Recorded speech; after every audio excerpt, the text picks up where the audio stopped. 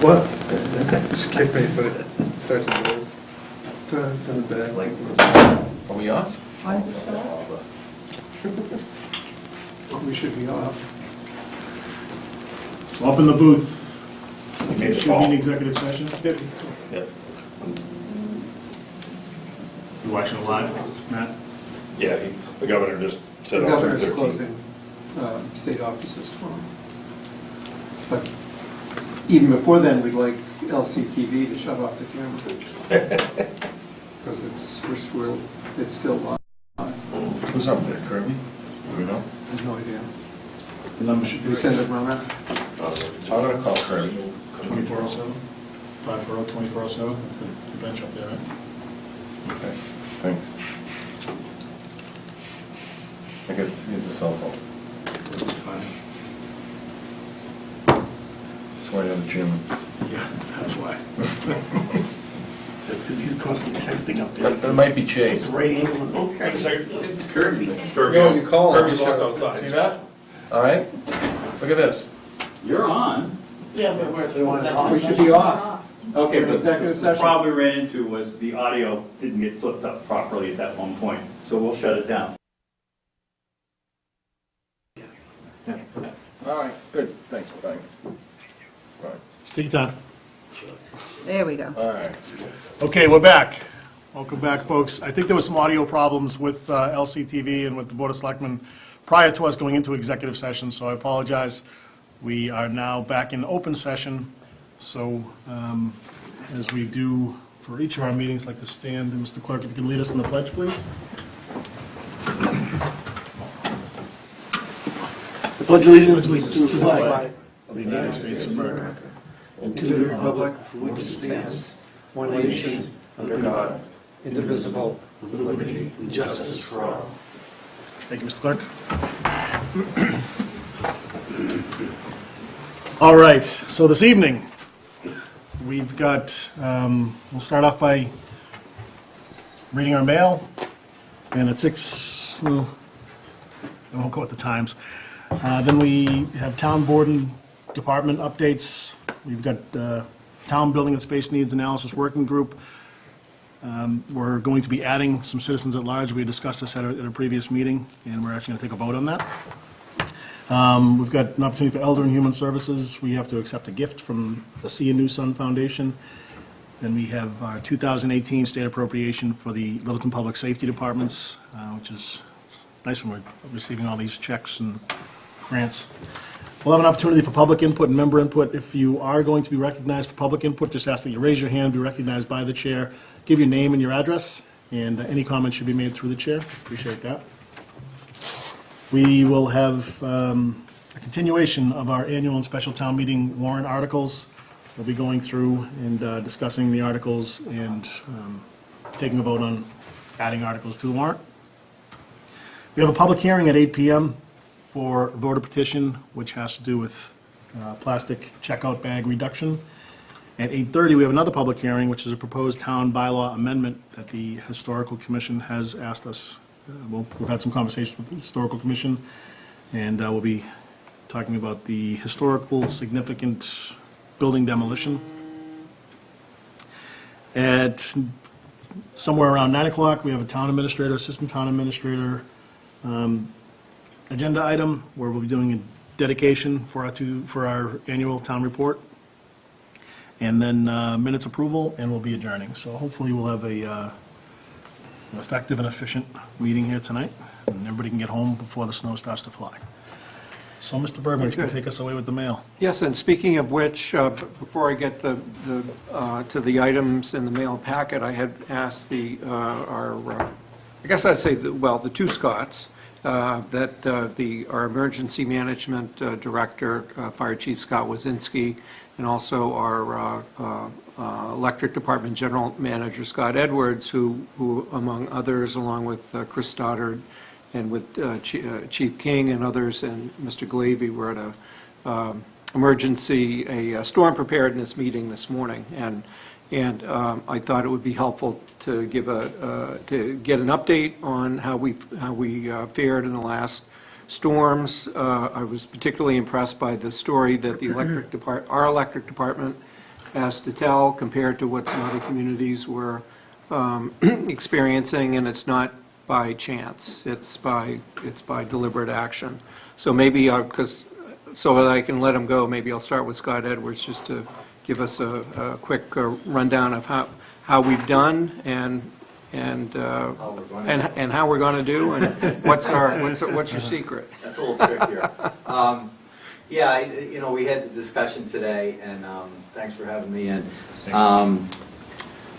With the light department, as we compare ourselves to other towns, whether it be other municipal light departments or the investor-owned utilities like National Grid and Eversource, Unitil, a few factors come into play, and with storms, it's always what you do before the storm. It's not a lot of times what you do during the storm.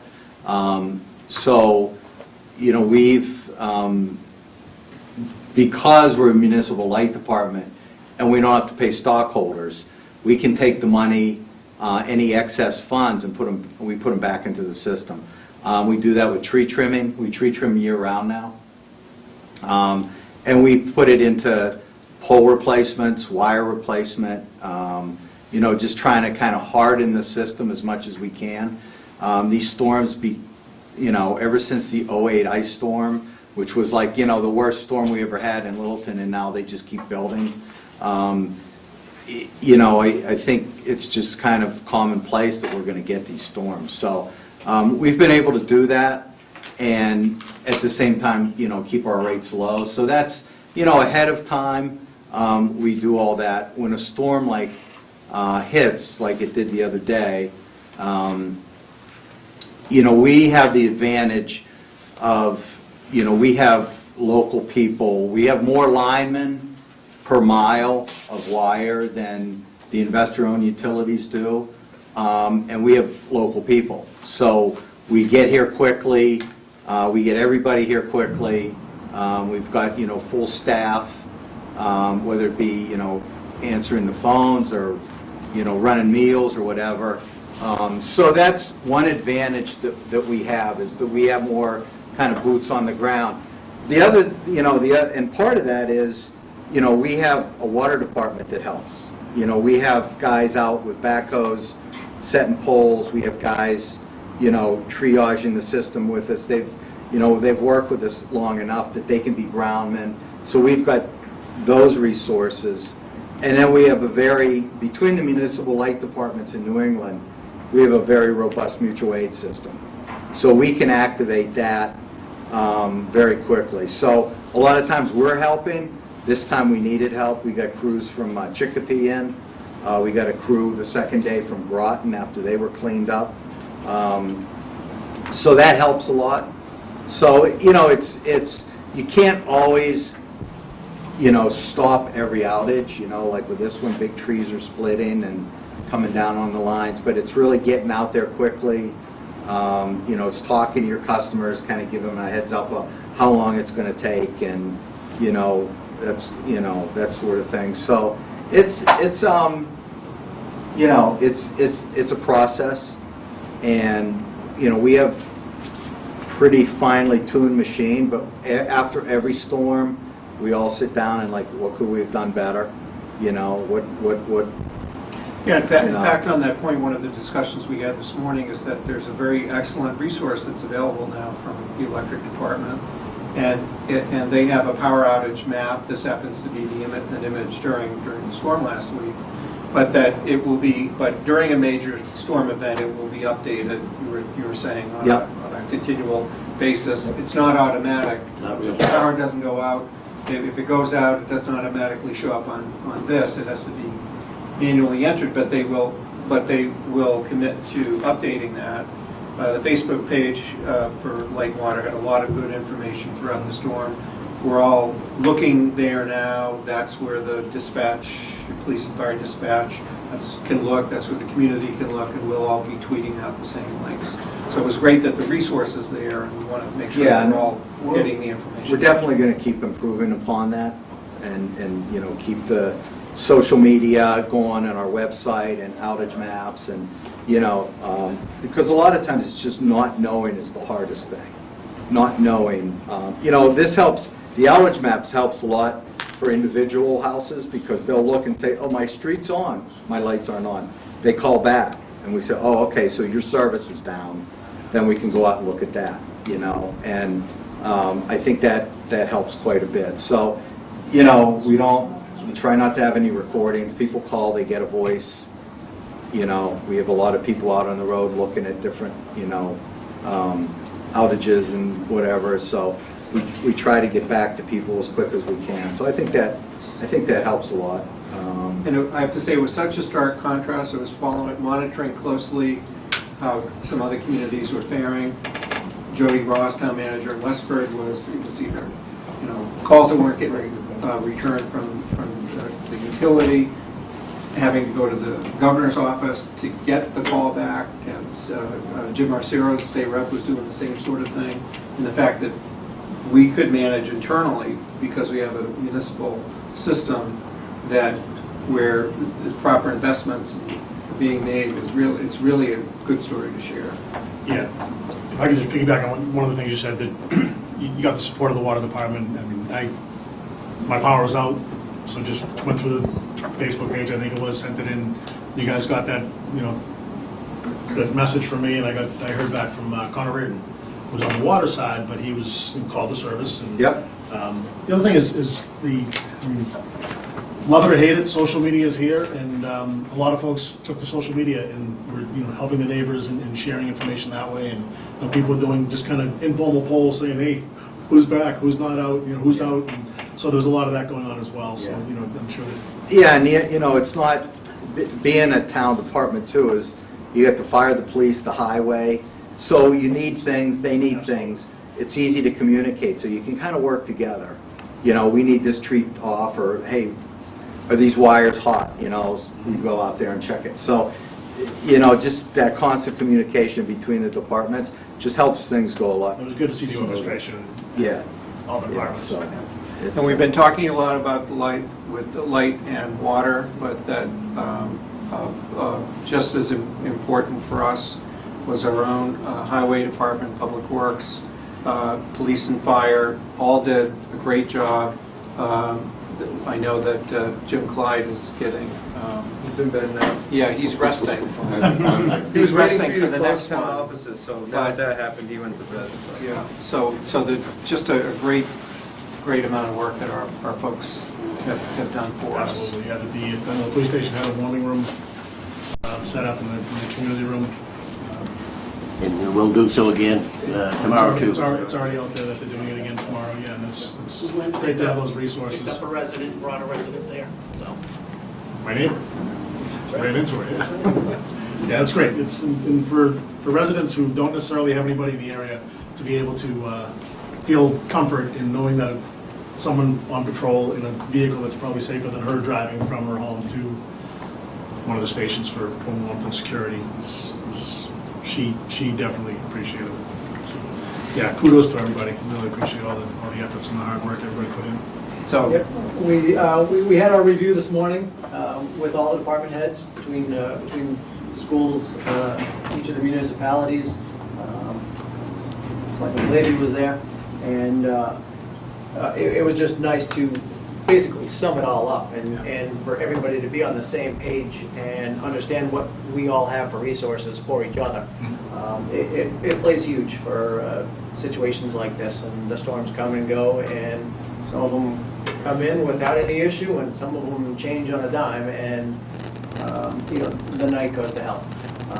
But to have the ability to have the PD with a warming center that can hold, up to 10, 12 people comfortably, if they want to come down, they can spend the night. We have Littleton Volunteer Corps. We have some of those members that are available to come and hang out at a temporary shelter, or if it gets larger, go to the middle school and set up a full-blown shelter where we can shelter up to 150 people comfortably. So that's one of the things that are available as a resource. But again, the communications between the departments, between light and water, directly to the fire department and the police department to find out what's live, what's dead. It's pretty significant when we're out in town going to the down lines and the services in the homes for people and you know, smells of things burning. And it's nice to have that response from everybody fairly quickly, and the surrounding towns definitely do not have that. But we all do appreciate that. We'll have a conference call tomorrow afternoon at 3, just at the height of the storm, for everybody that was on the list today. And if anybody else wants to join, we can get that number out to you. We want to see how we're doing, and we want to begin to plan for Wednesday, so. Yep, exactly. See how the day is going, and if the weather goes as they predict, where it's going to be drier, lighter snow, then we should be okay. If it doesn't go that way, the plan may be different for Wednesday. But we'll all call in for that on tomorrow afternoon and find out the status, right about the height of the storm, and take it from there. Thanks, Chief. Mr. Clavin? Yeah, I just wanted to offer that as impressed as I was this morning with the coordination and the professionalism of our department, I certainly wasn't surprised because it's the norm, but I was struck, and we discussed this a little bit, that unfortunately not all the utilities that the town's people depend on are part of our town network, and I speak specifically about our cable TV providers, Verizon, and that's who I have, and Comcast. And in complete contrast, our light department can put up a map like this, and I hope you're listening, Verizon. I tried to contact them. Good luck getting a number for them. If you try to do it online, the response I got is, congratulations, there are no outages in your area. I haven't had cable since last Thursday. The TV promptings are trying to tell me the problem's inside the house when you can walk out in the front yard and see the cable hanging from the utility poles on a New Estate Road, and I'm sure it's happened in other parts of town too. So kudos to the Littleton Electric Light Department and all our departments, and Verizon, you stink, okay? So are you asking Scott to take on responsibility of our own cable service? We'll take a look at that. No, absolutely. We will look at it. They're licensed to operate by the board, Right. so. Should we give it back to Scott? Paul? Our business has been up since last Friday. And Sounds I've been right. chatting with them 4 times. They've given me 4 different answers in a day. No. Maybe we can haul them in here, Keith, is that an option? I'm sure it is. Just a shaming session, if nothing else. Seemed to work with National Grid, right? You got to lower their rates nationally. Across the Commonwealth. Give me half an hour with Glavy, we'll be fine. Mr. Evans, do you have anything else? Appreciate it. No, thanks for having me in, and hopefully tomorrow's quiet, we need some quiet weather. Very good. Thank you. All right, thanks. And thank you to the chiefs and to Chris and to all of our public safety and public works personnel. We ask a lot of you, and you've come through, and the town is that much better because of it, so thank you to you all.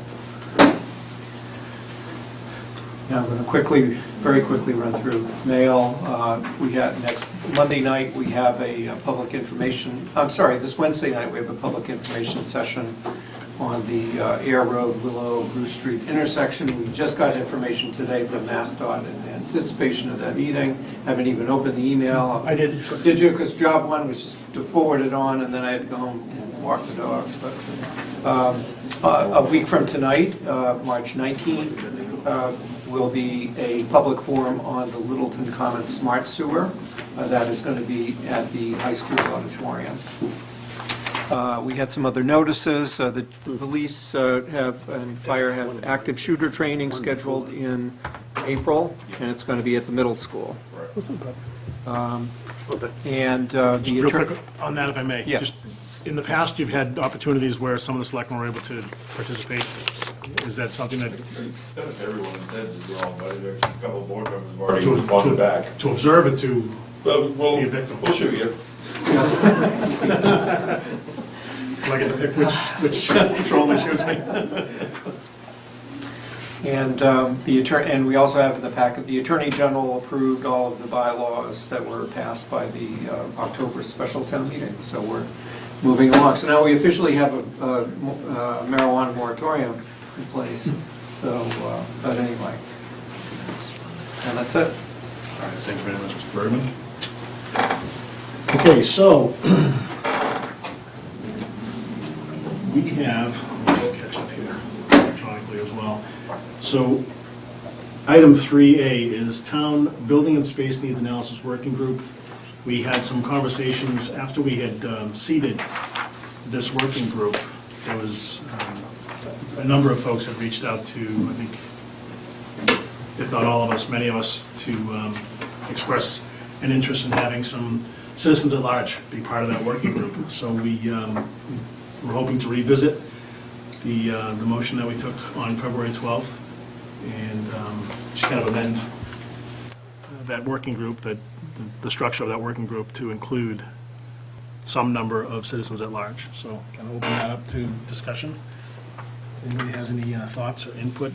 My initial thought I'll throw out there is that we would add 2 members, 2 citizens at large, open that up, post it, advertise it, and allow people to submit their applications, come before us, do some interviews, and seat them on the group. I think it's a great idea. Yeah, I think we covered it pretty well in a previous discussion. I'm supportive of it as proposed. Let's get it done. I wasn't able to be a part of the previous discussion. I actually disagree and don't think we should seat citizen at large members because we've essentially got a representative of each user of the building, and then adding a citizen at large members. First of all, citizens are very well represented throughout this. Not only are all of the people seated as parts of boards and committees citizens, but half of them are elected and the other half are appointed. So my concern is by seating citizen at large members, those citizen at large members may have a particular focus, and as it's structured, I would expect, the library is looking for library, needs. The COA is predominantly looking for senior needs, Parks and Rec, so on and so forth. Adding citizen at large members, I think, could imbalance that a little bit, and it would be concerning to me if we had citizen at large members who had a particular motive or particular objective there, and we've got already a large committee, so. Okay. Anybody have any comments relative to Mr. Gerbig's input? I do. My initial thoughts when we were putting together this committee was exactly your point. But in speaking with a number of people after we had seated the committee, I think that ultimately we're the appointing authority. So I think we'll be able to see if there's, if maybe we won't, maybe, I think we know where people's, we may or may not be able to determine whether or not folks have a specific interest and whether or not they're going to kind of carry their agenda with them. The size of the working group is, I think, at 12 members right now. By adding 2 more, you'd be at 14, but the voting members right now is, I believe, 7. And to add 2 more members would bring us up to 9, which I think is still workable. And I think that it just allows for some additional insight and input. There's a lot of talented people in town that may not have any interest in being on one of the other Right. boards or committees that we selected to be on this working group. So I just think it opens it up, and it just allows for, I think there's some cynicism, there's potential cynicism from the public to say that by not opening it up to the public, that people are going to be advocating just for what their special interest is. So I think it allows for a little bit more transparency. So just a different perspective. Right. I agree with what you just said, Chuck. Especially that there might be some citizens who aren't on a board or a committee, but still would like to be involved in the process and have some input with regard to this committee, so. I'm not advocating that the public shouldn't be involved in the Right. process. Yeah. I think, these will all be public meetings. Right. There's an abundance of transparency associated with it. My principal concern is that we could the committee could quickly become unrepresentative of what the community as a whole wants, whereas now we've got, each entity sort of representing their interests, selectmen, the town in general, finance committee, so on and so forth, all sort of with their own expertise to bring to it. Sure. And I'm concerned with imbalancing it. I mean, it sounds like the board is inclined to go one direction. This is not the hill I intend to die on, But I don't particularly like adding additional citizen at-large members when I think the process will be public and there will be lots of opportunity for public input. Appreciate that. true. Thanks. Joe, anything to add, or any thoughts, Mr. Glavy? I just think that, at the end of the day, we're the chief citizen input monitors, and that's appropriate, but even during the preliminary part of the process that the working group will have, if everybody involved in the process works in this building, then there's, kind of an echo chamber risk, and I think having a couple of people on board who don't work in the building or aren't associated on a daily basis with any particular department can only be healthy.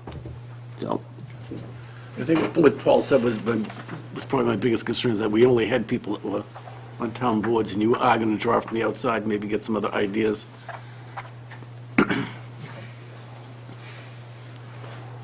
if I could find the motion, I'd make it. Right there.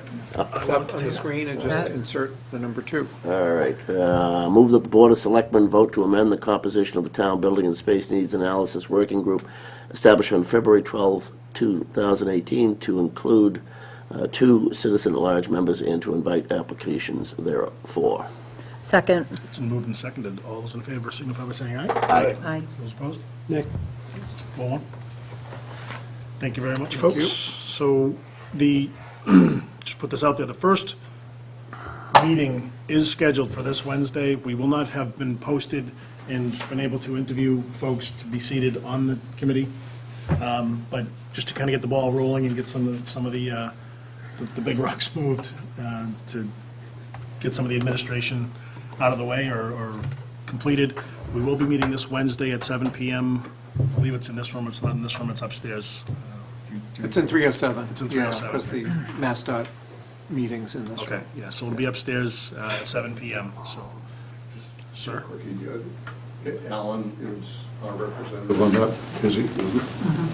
Yes. Yeah, it's not me. Okay, No. Yeah, we specified that. okay, that's fine. Oh, one too many. Thank you. And your name, sir? Alan McRae. Please step forward. All right, item 3B is Elder and Human Services. We have an opportunity to accept a gift from the See a New Sun Foundation, and this is specifically to establish a special gift fund for the LCAA, the Littleton Coalition Against Addiction, which is one of our goals. And Cindy brought this to Cindy's us. Right. brought this to us. And it's a goal that Cindy and Chase, I believe, have been working on. So, like I said, it's always nice to accept funds. Right. In order for us to be able to, incidentals, things like that, for you guys to be able to, whether it's printing up pamphlets to educate the public or what have you, it's going to be like some seed money. Right. The best way to do this, I think, is to funnel it through the Elder and Human Services, and there's been some conversation about how we're going to do that, so I don't know if you have any further comments. I just want to thank Barbara Wickham. She has joined the coalition, as you know. Mental health issues, suicide are directly related, oftentimes to addiction and substance abuse issues. So she came to our last meeting and generously offered some support, not only by being part of the coalition, but also financially to help us get on started with some promotional and marketing and materials just to help get the word out into the public. So it's very generous of her. I just wanted to, on behalf of the board, I know we all appreciate her coming forward, their whole organization coming forward to help another organization in town. So it's a very nice gesture. Absolutely. The SANS, See a New Sun, See a New Sun is a, Right. they do fundraising, and one of their biggest fundraiser is a walk they do it every fall. Right. And so if you see the walk advertised next year. It's just an opportunity for And the coalition's Raising some actually going to funds. join the walk with them this year. That's great. We're going to do it together, so Good. it's very, very great event. Appreciate the generosity. So in order for us to accept the gift, we do have to take a motion. Sure. I'll read it. Move that the Board of Selectmen vote pursuant to Mass General Laws, Chapter 44, Section 53A, to establish a special gift fund account, the proceeds of which will be used further, I know, I'm trying to read off my phone, used without further appropriation by the Department of Elder and Human Services to support the efforts of the Littleton Coalition Against Addiction, and to receive for this purpose a donation of $1,000 from the See a New Sun Foundation. Motion's moved and seconded. All those in favor signify by saying aye. Aye. Unanimous? Great. Thank you very much to Barbara Wickham and to Sands. Appreciate the gift. All right. In the spirit of accepting gifts or funds, we have state appropriation for the police and fire, which this is nice coming from the Executive Office of Public Safety. I don't know, Keith, if you want to... Yeah, pass along. the story goes back, I guess, about 2 years when when then Chair Jim Carr, I think he was chair at the time, contacted State Rep Arcero to see if he could get an earmark for Littleton in the state budget, and Jim's request at the time was $100,000 for public safety communications equipment. And the amount got in the budget, the governor vetoed it, the legislature overrode it, the governor 9C'd it, which means that he cut it at the end and it was not there anymore. So they refiled the next year without specifying the purpose, and it's for $50,000, and it was, they went for $100,000 and it ended up being $50,000, which is available for the Littleton police and fire departments. And it doesn't evenly. specify what, but Rep. Arcero's office contacted us recently to say that in order to release the $50,000, the Secretary of the Executive Office of Public Safety needs to receive a letter indicating in a paragraph or two what the intended purpose of the funds are. So to prepare this agenda item, we have recommendations from both the police and fire chief. I included the history of going back to the original ask, and also included what their capital requests were, so you have some context for what they're asking the funds be used for. This time, just ask, just taking it in the order that it showed up in our packets. Chief King, if you just want to give us a quick overview of what you're hoping to use. So it's $50,000 coming to us from the state, $25,000 will be expended toward the police, $25,000 will be expended toward the fire. So if you can, that's what we're looking at, please. Just real quickly, as you know, we did a radio upgrade that the town supported this year for the portable radios, which are just under $3,000 a piece. But we were able to only outfit, we have no spares. So we're going to use part of this money to get 4 or 5 spare portables, 4 spare portables with my current plan. And then most of the rest will be spent on training equipment for, obviously, active shooter and things like that. And also safety equipment that will go in the car, so if, God forbid, we have to do an entry into a business or the school or town hall or wherever, if there's something going on, we have the proper tools to be able to, basically they're Halligans and things like that that the fire department carries, that now we're equipping the police cruisers and things like that so we can get through doors and other things, shields to protect the officers, some hardened plates, which are vest plates, helmets, things of that nature. So basically those are all things that we did not ask for this year.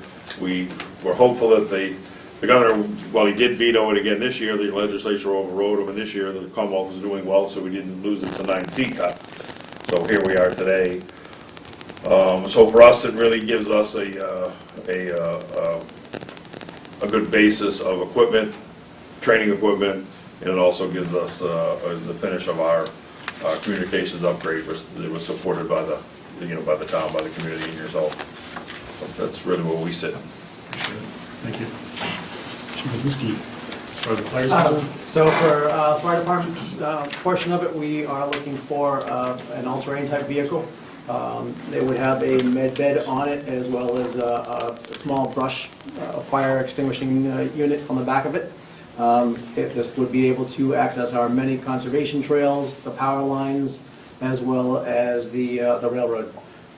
Since they added the other line, we don't have that access anymore to drive vehicles down besides the tracks. So this would give us a small vehicle, multi-purpose for public safety to help extricate victims, people that have small injuries and twisted ankles off the trails and Oak Hill, a variety of different places throughout the community, in addition to helping us with some of the brush fires and stuff like that on the conservation land. Thank you very much. Okay, any discussion or thoughts as he asks? I know that Chief King mentioned that these were not necessarily things that were in the budget this year for him. He was hopeful that this money would come in, and Chief Wazinski had put forth the ATV in your original wish list back in December, I believe. It was the ATV was on there. And that has to be test-driven by each member of the Board of Selectmen? Weekend each? Predict it will be very popular at Touch a Truck. That's true. Okay. Well, without further deliberation, I'll entertain a motion to accept. And I would just say, when it comes to specifying the purpose, you could just add, as requested by the police and fire chief, write the details into the motion. Move the Board of Selectmen vote to authorize admission of a letter to the Massachusetts Executive Office of Public Safety on the intended uses of $50,000 earmarked contained in the fiscal budget 2018 state budget, item 8000-0600 for the police and fire departments in Littleton to be used as just specified. As requested by the As police and requested. fire chiefs. What he said. Yeah, just what he said. Second. Second. All those in favor signify by saying aye. Aye. It's unanimous. Great. Thank you. Thank you both. Appreciate it. Thank you. If we could send a note off from the board to represent our CEO. Sure will. Appreciate that. Great. All right, so roll up our sleeves here a little bit, folks. Insertion of articles for the May 7th, 2018. Did I skip something? Yep, Public input? Public input first. I just kind of read the crowd and didn't think we wanted to say anything. All right, sorry about that. Opportunity for public input. So anybody that would like to be heard? Raise your hand. Sir? George Sanders, 672 Great Way. I just wanted to thank the electric light for their response during this last storm, because I woke up around 3 a.m. and the power was off, and it had went off about 2:20, and I called the office of the electric, and it got passed over to the police department, so they notified the electric.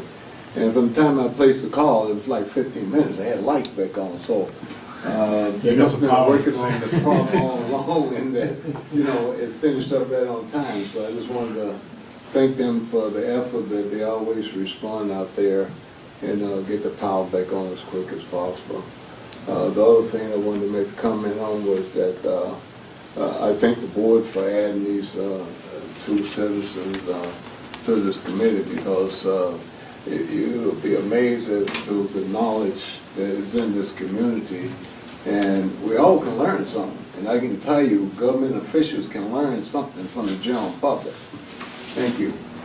Thank you.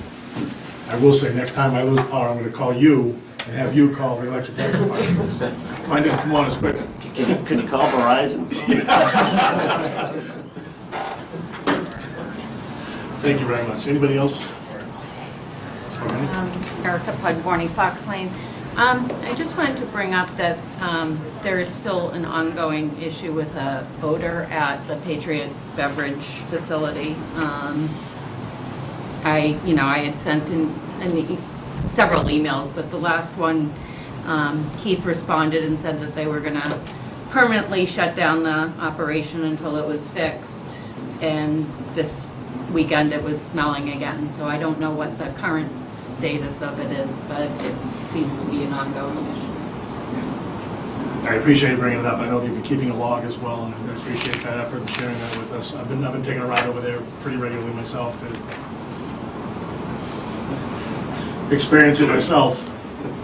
My kids don't take the ride with me anymore. I know that Mr. Gray, the general manager for the facility, has been in pretty close communication with Mr. Bergman and with myself And with Jim Greffy, the health and agent. the Board of Health, the health agent, Mr. Greffy.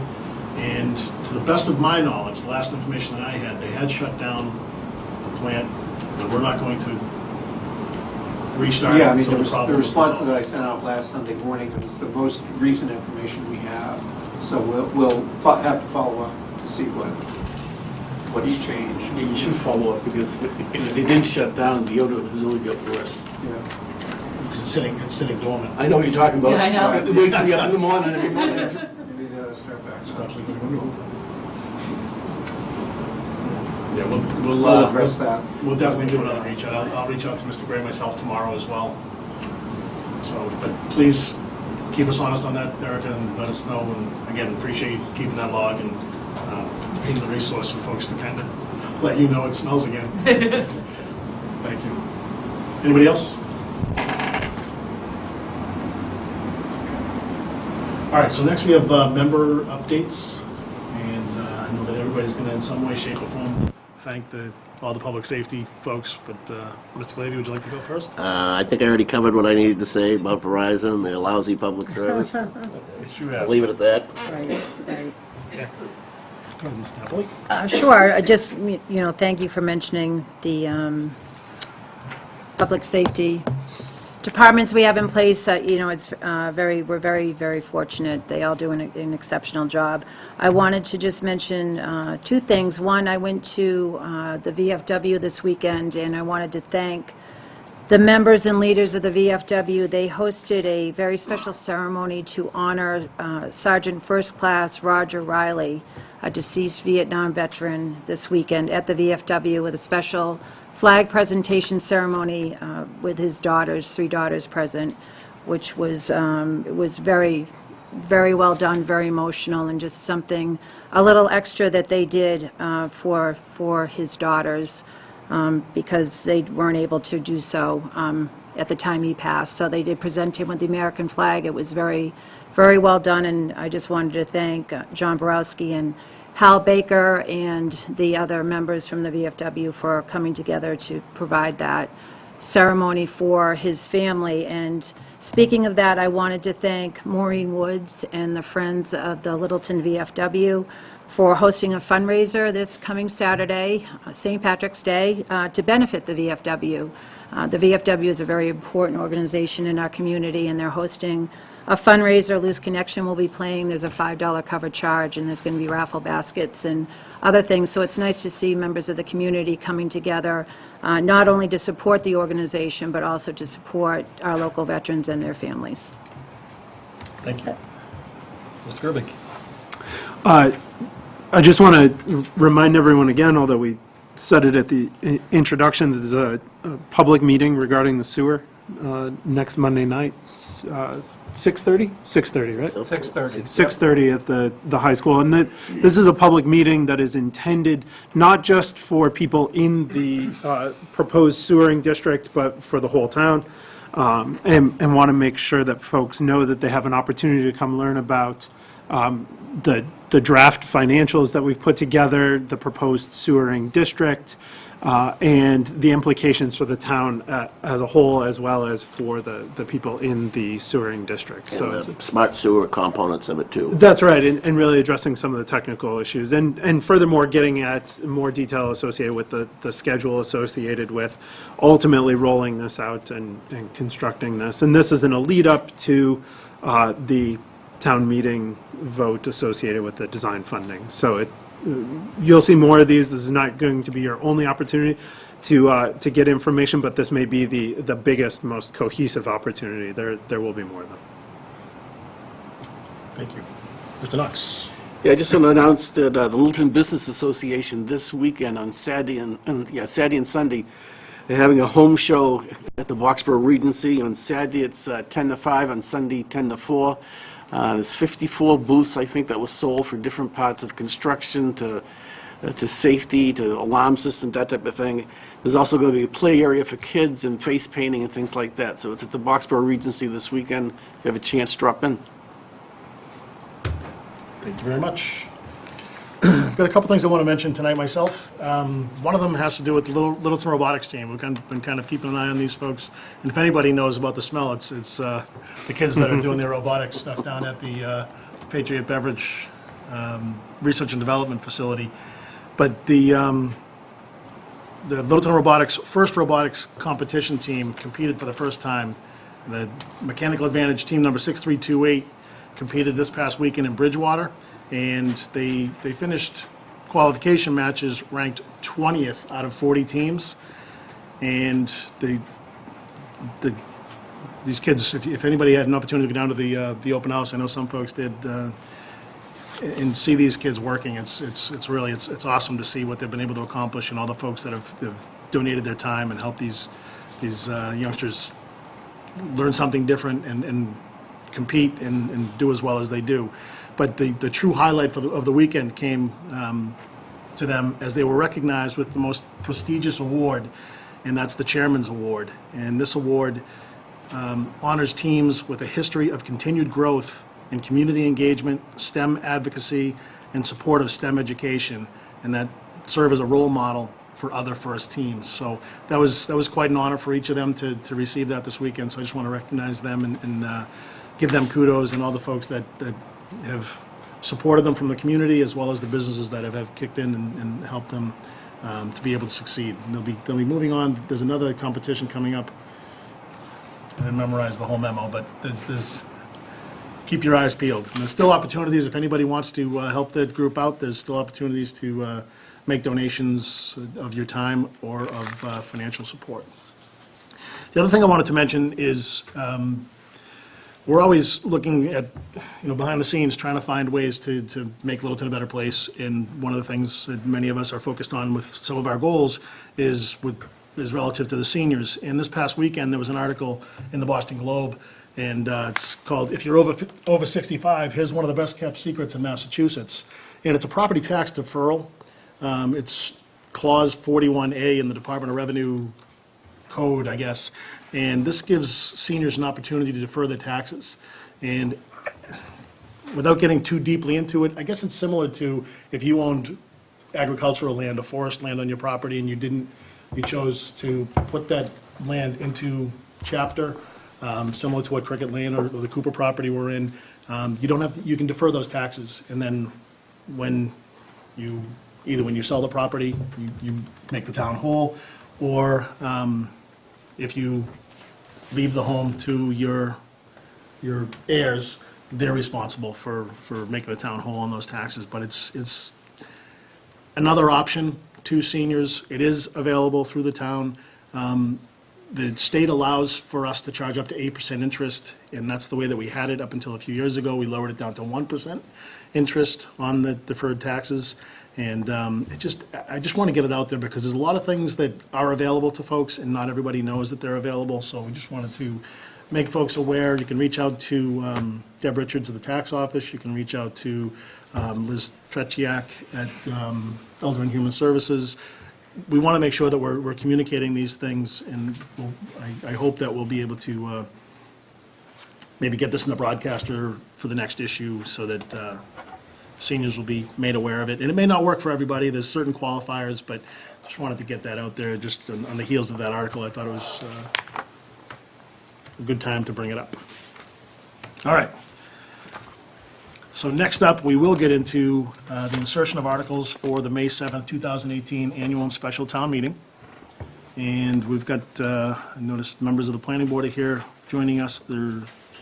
That's first up on the agenda is planning and zoning bylaws, and specifically town council's here as well. We're looking at the adult use marijuana bylaw. So I'll give it to you, Chris. Okay. So mostly I think I'm here to answer any questions about the bylaw, but I guess backing up just a little bit. As I think everybody knows, the voters recently at the ballot approved adult use recreational marijuana. And since that passed the ballot, the state and cities and towns have been working to figure out how to regulate adult use marijuana when it comes online. The statute that was originally passed at the ballot was redone by the legislature. I believe that one came in when it was in effect last summer. The newly created Cannabis Control Commission issued a set of draft regulations in December outlining in some more detail what the state level regulation was going to look like. The town has adopted a temporary moratorium on adult recreational marijuana uses in town. That temporary moratorium prevents any establishments from being located in town through the end of the year. But the purpose of that temporary moratorium was to allow the town some time to engage in a planning process and figure out how it was going to regulate those uses in town. So that's essentially the question that the town needs to confront really at this upcoming town meeting. Came out to a meeting about, I think, a little over 2 weeks ago to talk about the various kinds of marijuana establishments that are going to be allowed by state regulation and the town's options for regulating these kinds of uses going forward. Eventually, based on that discussion, put together a draft zoning bylaw that will address all of these various kinds of uses. I can walk through that bylaw in a minute.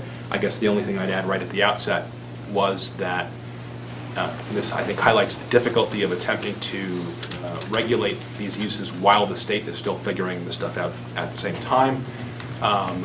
When we came out for our meeting 2 weeks ago to sort of have this first discussion, we were operating under the state's draft regulations.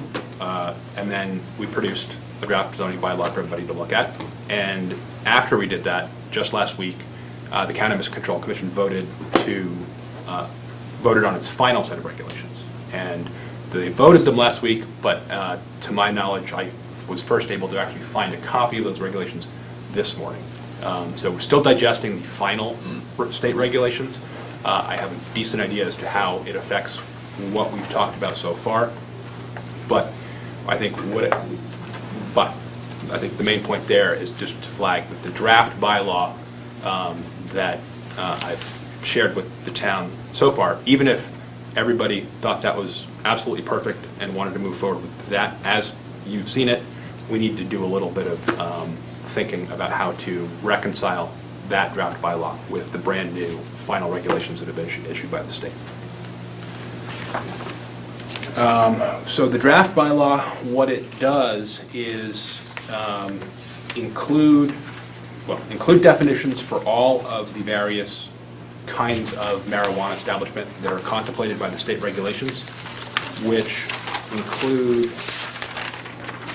various kinds of cultivation, craft cooperatives, micro businesses, manufacturing, testing labs, retail, third-party transporters, and research labs. And what it does is establish, generally speaking, where in town those various kinds of uses can go. What this draft bylaw will do is allow storefront retail in a new zoning overlay district that includes current zoning districts, Area A, B, and some portion of A Road. And it will allow all of the other kinds of uses, which is the research labs, the cultivation, craft cooperatives, and things like that, in the industrial A and the industrial B districts. It will allow all of those uses only upon issuance of a special permit from the planning board. I think that's the main feature of the zoning bylaw, is that none of those kinds of uses can go in anywhere as a matter of right. They are all subject to an application for a special permit from the planning board. And After that, the bylaw just contains several pages of detailed approval criteria, application requirements and approval criteria for that special permit, and most of those that are included in this draft were drawn from the town's current zoning bylaw that regulates medical marijuana establishments. We put a lot of thought a couple years ago into what the planning board would want to see if an applicant for an RMD facility came in. So a lot of that work has just been duplicated in this draft bylaw here. So that's the zoning bylaw. And happy to answer any questions about it. I think the main distinction between this draft that we need to worry about and the new regulations is that this draft bylaw contemplated 2 retail locations in town. And of those 2, there was going to be allowed up to 1 storefront retail establishment and up to 1 delivery retail establishment. There I can get into why the number potentially 2, why allowing up to 2 locations is important. But what the bylaw does is say that 1 storefront, 1 delivery. Both of those kinds of uses under the draft regulations were categorized as retail licenses. So that would have been, for purposes of complying with the state law, that bylaw would have been allowing 2 retail licenses in town. Now, we got wind a couple weeks ago that the Cannabis Control Commission was going to delay implementation of delivery licenses. But what it's done in its final regulations is eliminate the whole concept.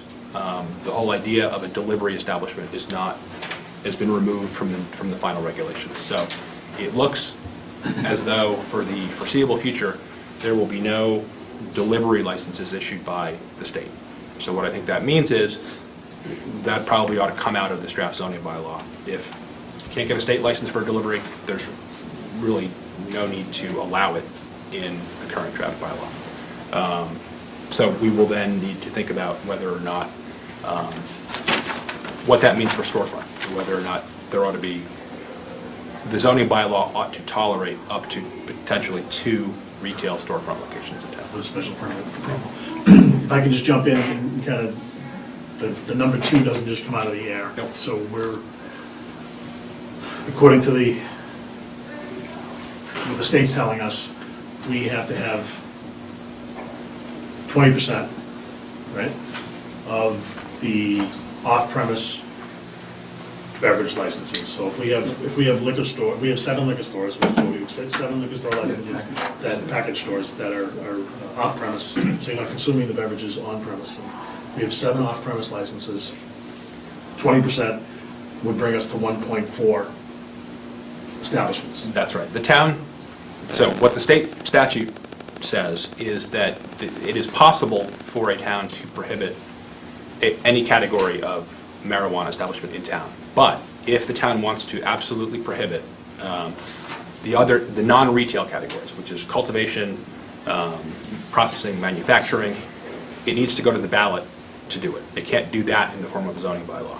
The town also, if it wants to only allow retail establishments at a number that is less than 20% of its package store licenses, then it also needs to go to the ballot.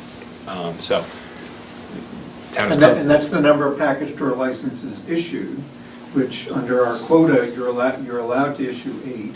We've only issued 7 because there's a wine and malt package store license that has not been issued yet.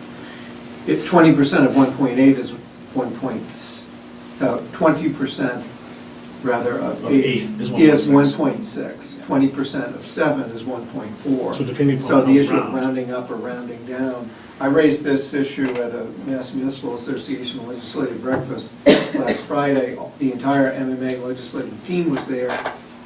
I said, I think I have a simple question. They laughed. They said, we've asked that question too, and no one will tell us what the answer is. You said the Attorney General will not rule on it. Cannabis control, they were kicking it to cannabis control, which has not ruled on. That's You exactly. if it's 1.4, do you Old round math up or to new 2? math? Yeah. I mean, I think it's So we really don't know. pretty straightforward. The percentage is 20%. If we have 1 we have 16%. Therefore, we're not at 20%. So you're automatically rounding up if you're less than 20%. Yeah, so that's where that's the statute, and that's where the number 2 comes from. In order to comply with state statute without a ballot question, it appears that we need to allow up to 2 retail locations in town. I just offer the advice that MMA legislative staff said was, well, don't put a number in your zoning bylaw, just refer to the statute. That is, to refer to, that the number shall not be less than 20% of the number Off-premise licenses. of package stores. And that's And then certainly, and if that's what we put in, it will comply, and then we live to fight another day about what does that mean, 1 or 2. Sure, I mean, if that gives us the opportunity to respond to whatever, should the AG decide to give us some clarity on this. So for example, if you issue one, and if the planning board issues one and then refuses to issue a second one, because they say that they don't need to, I guess maybe a court will tell us what the answer is someday, but we won't automatically be going to. If I may, Ed Mon, Planning Board Chair. I'd be willing to fight that fight. I mean, I think that as a board, we would be happy to issue the one to comply, and then deny the special permit on the second application with consensus from the board, but if we would do that, we'd get our answer. And in the meantime, what might happen is, if not here, maybe in some community somewhere, there's going to be a suit, and a judge is going to interpret what. Yeah, I'd rather somebody else do it statute rather than, as much as we, like your bills, Chris, I'd rather somebody else. So it may be safer to just, parrot the language in the statute. and we could That do the number that the planning board issues shall not be less than 20% of the package store licenses issued. And- yes, we can do that. And then, I think that makes sense. Yeah. It doesn't lock us into anything.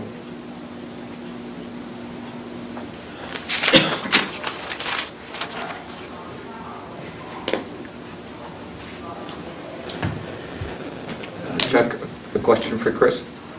Sure. Yeah.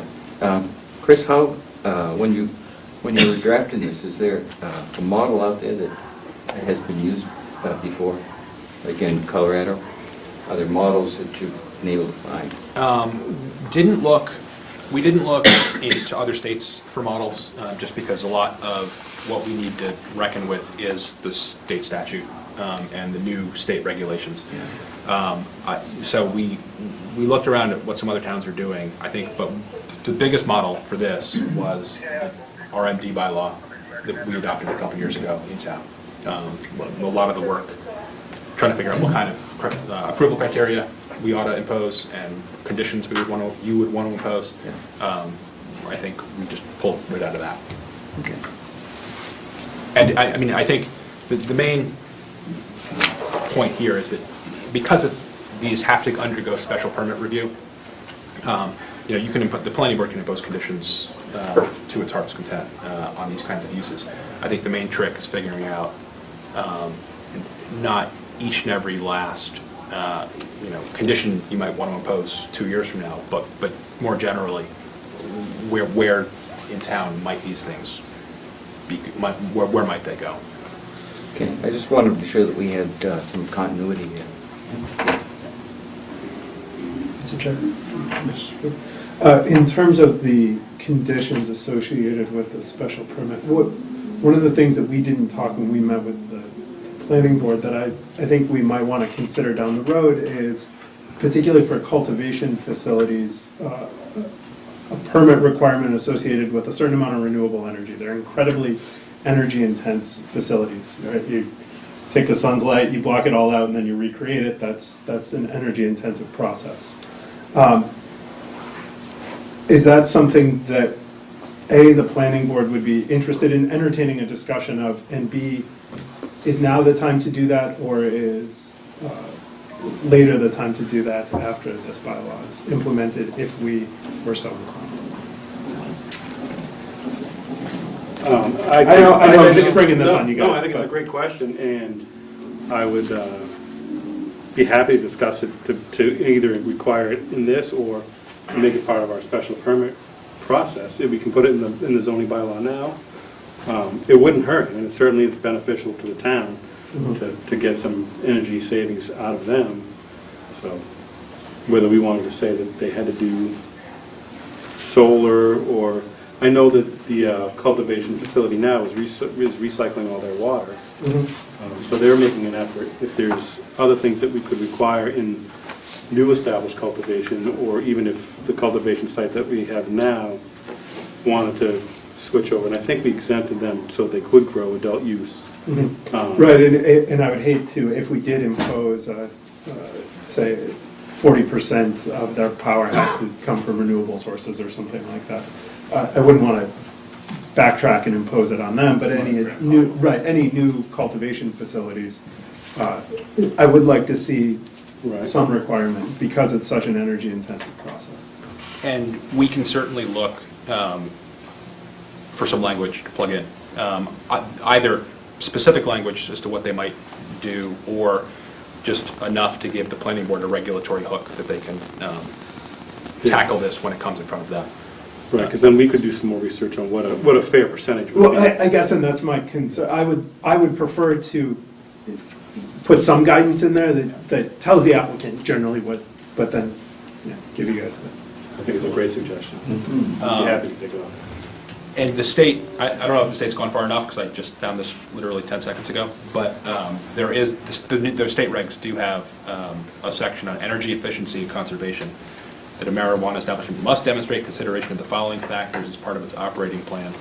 And there's a couple of requirements here about attempting to show to the state that they're reducing their energy usage. Okay. So I can attempt to amplify on that in the bylaw. While giving the planning board the flexibility to, as we learn what these look like and how they're adequately regulated. And we did, when we were talking with Sanctuary, we did have some conversations around their facility up in Rochester is they use hydro. And their rates are effective because they're literally on a hydro, there's a facility right next to their facility. And they committed to being as energy efficient as possible. And like Ed mentioned, the recycling of the water, the gross misting, because it is so energy consuming. And so your hand up in the back, Mr. Sanders, I'll open up to you. George Sanders, 672 Gray Road. I wonder why wouldn't this be based on the number of licenses that the town of Littleton is authorized to issue? So it being 8 with 20% would put it at the 1.6. So if it's 7, it puts it in the category that, well, you hold off on that license, or if license get turned back in. So to me, it solves the problem if you use the 20% of the license that you have, that you are authorized to issue. Whether you issue them or not, it should be based on the number that you are authorized, if we're looking at the statute, in my interpretation. I definitely appreciate that. I think that we could certainly take that approach, but we were trying to, I think, narrow the funnel as much as possible. So, and we are the authority that would issue that license. So, any other comments? Yeah, the statute does say it's based on the number, 20% of the number of licenses issued. Not that you're authorized to issue, but that you've actually issued. The state, but rather than tie the hands of but a board of selectmen may have good cause to issue that 8th license sometime, and that would have an impact on the 20% calculation. So, And then it would be incumbent upon whoever the potential petitioner would be they'd have to do that math. If someone else wanted to come into town if we reach that tipping point. Mr. Scott? Do you think there's going to be a rush on dispensaries in every town in every state, in the entire state? It's going to be like a 7-Eleven everywhere you go?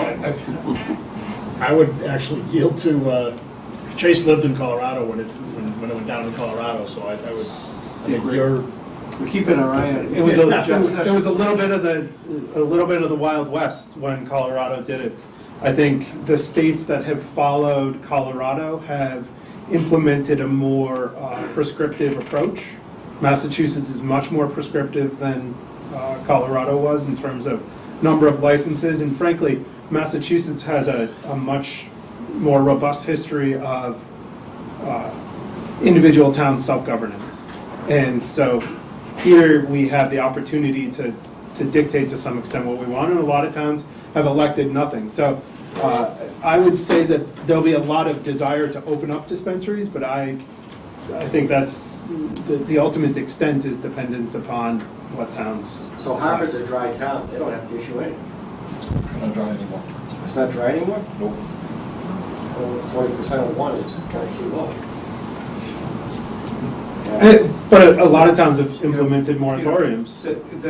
And not even facetiously, but in terms of how the market reacts, if the federal government is out there actively enforcing federal law that prohibits recreational marijuana, that the market may, you know, it's hard to predict. That is your money so secure that you're going to invest in a business that the Attorney General may come and shut down? And banks have already Yeah, made conversation at the last meeting. elected to loan on that. Yeah. basis. Sounds like people are pretty happy about the cannabis thing. My observation, though, from watching Colorado evolve, because I lived there just after it was approved, and I think even before it had been implemented, it's become a much more mature, robust market now. I think when we met with Plain, where I had mentioned, you know, when it first was implemented, it was, you know, tie-dye and neon pot leaves all over the place, and now most cannabis dispensaries look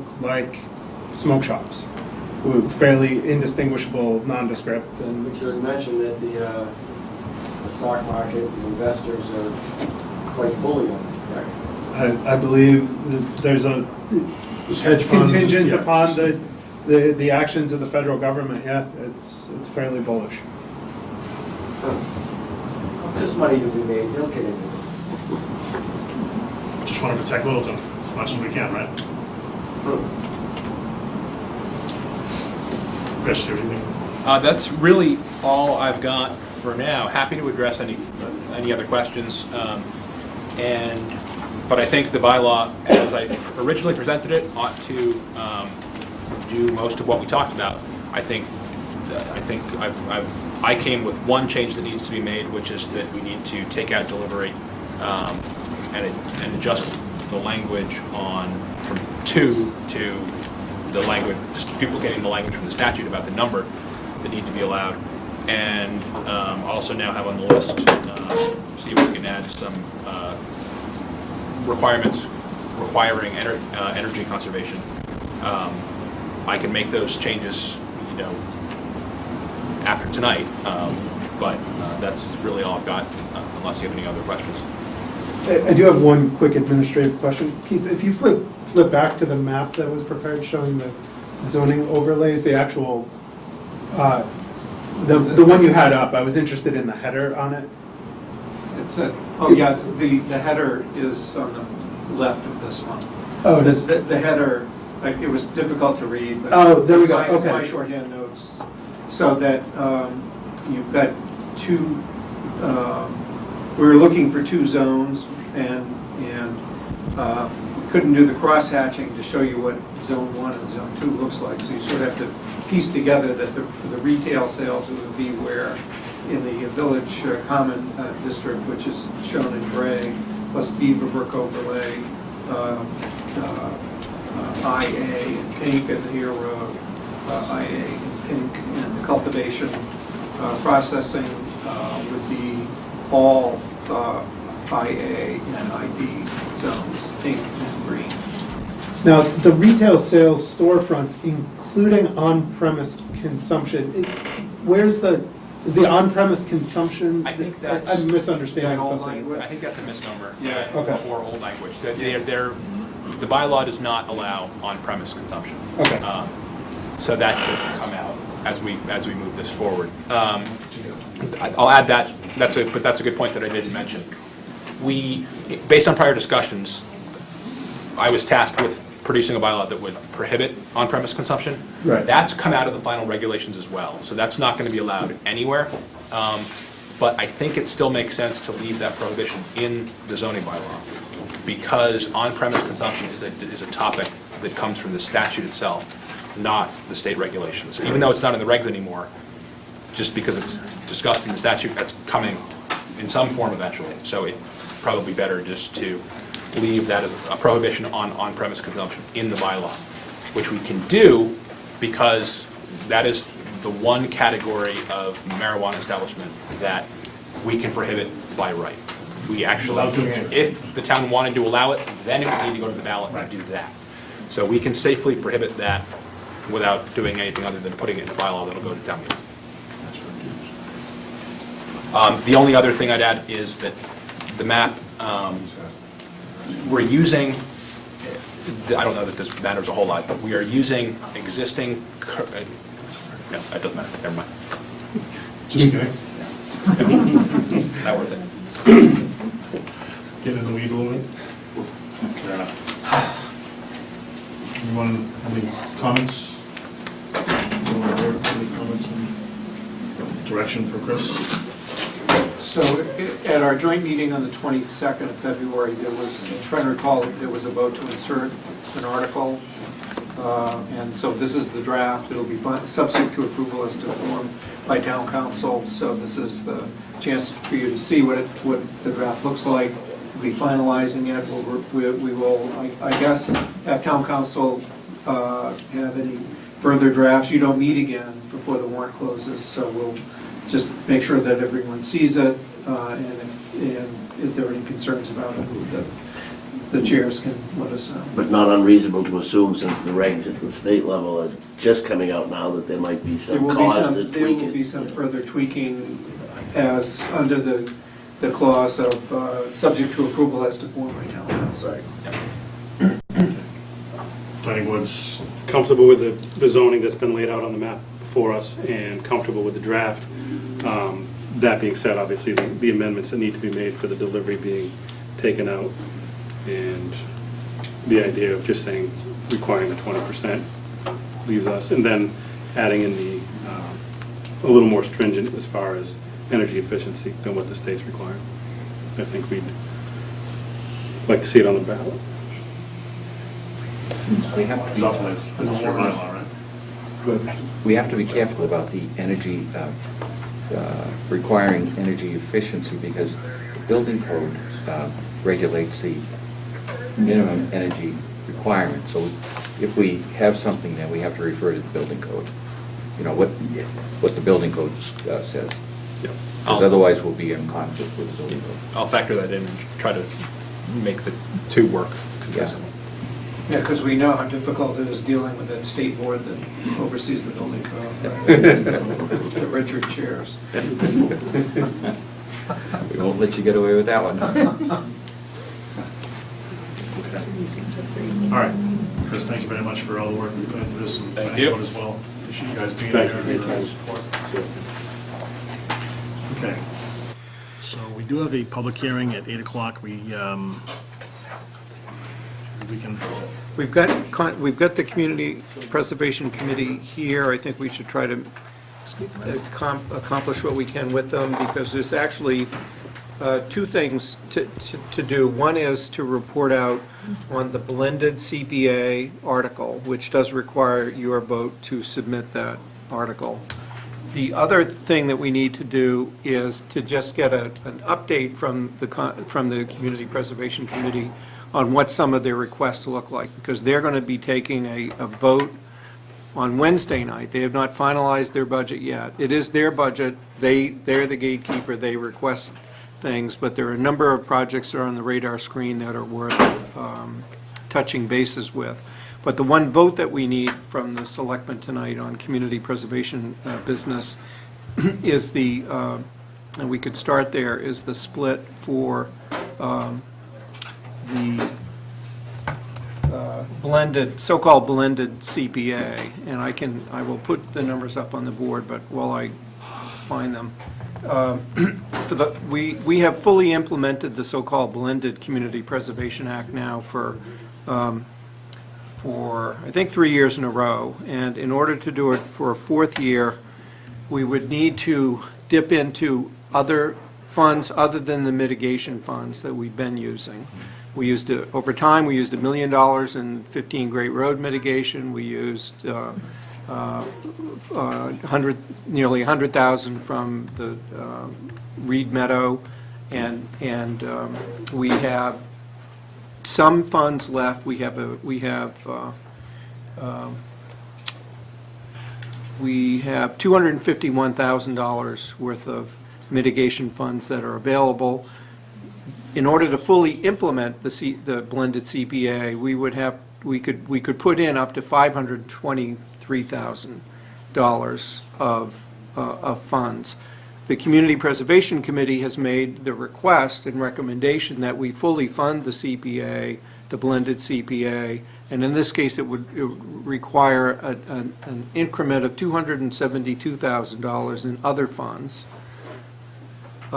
free cash, stabilization, whatever. Bonnie has pointed out to us, as we discussed last week with the FinCom meeting, that under our financial policy, while the initial source might be free cash for this number of 272,000, the policy requires we first put it in the stabilization fund and then take it out.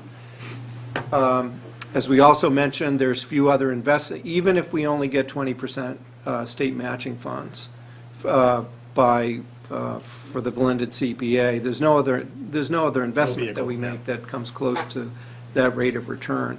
There are certainly community preservation projects that are that are in the works, on the docket, whether it's acquiring additional open space or addressing housing or historic or recreation needs, that we're not making up, by and large, are not making up projects just to fill up the need. The recreation projects that have been demonstrated exist. We're about to get into the housing development category, and there's an endless, albeit finite, amount of open space that we would like to be able to purchase.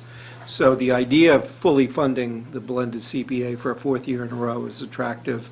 And if it's attractive, we can do it by putting money into take money from free cash, put it into stabilization in the special town meeting, which is one of the articles that you'll see tonight, and then take it out to fund the increment here.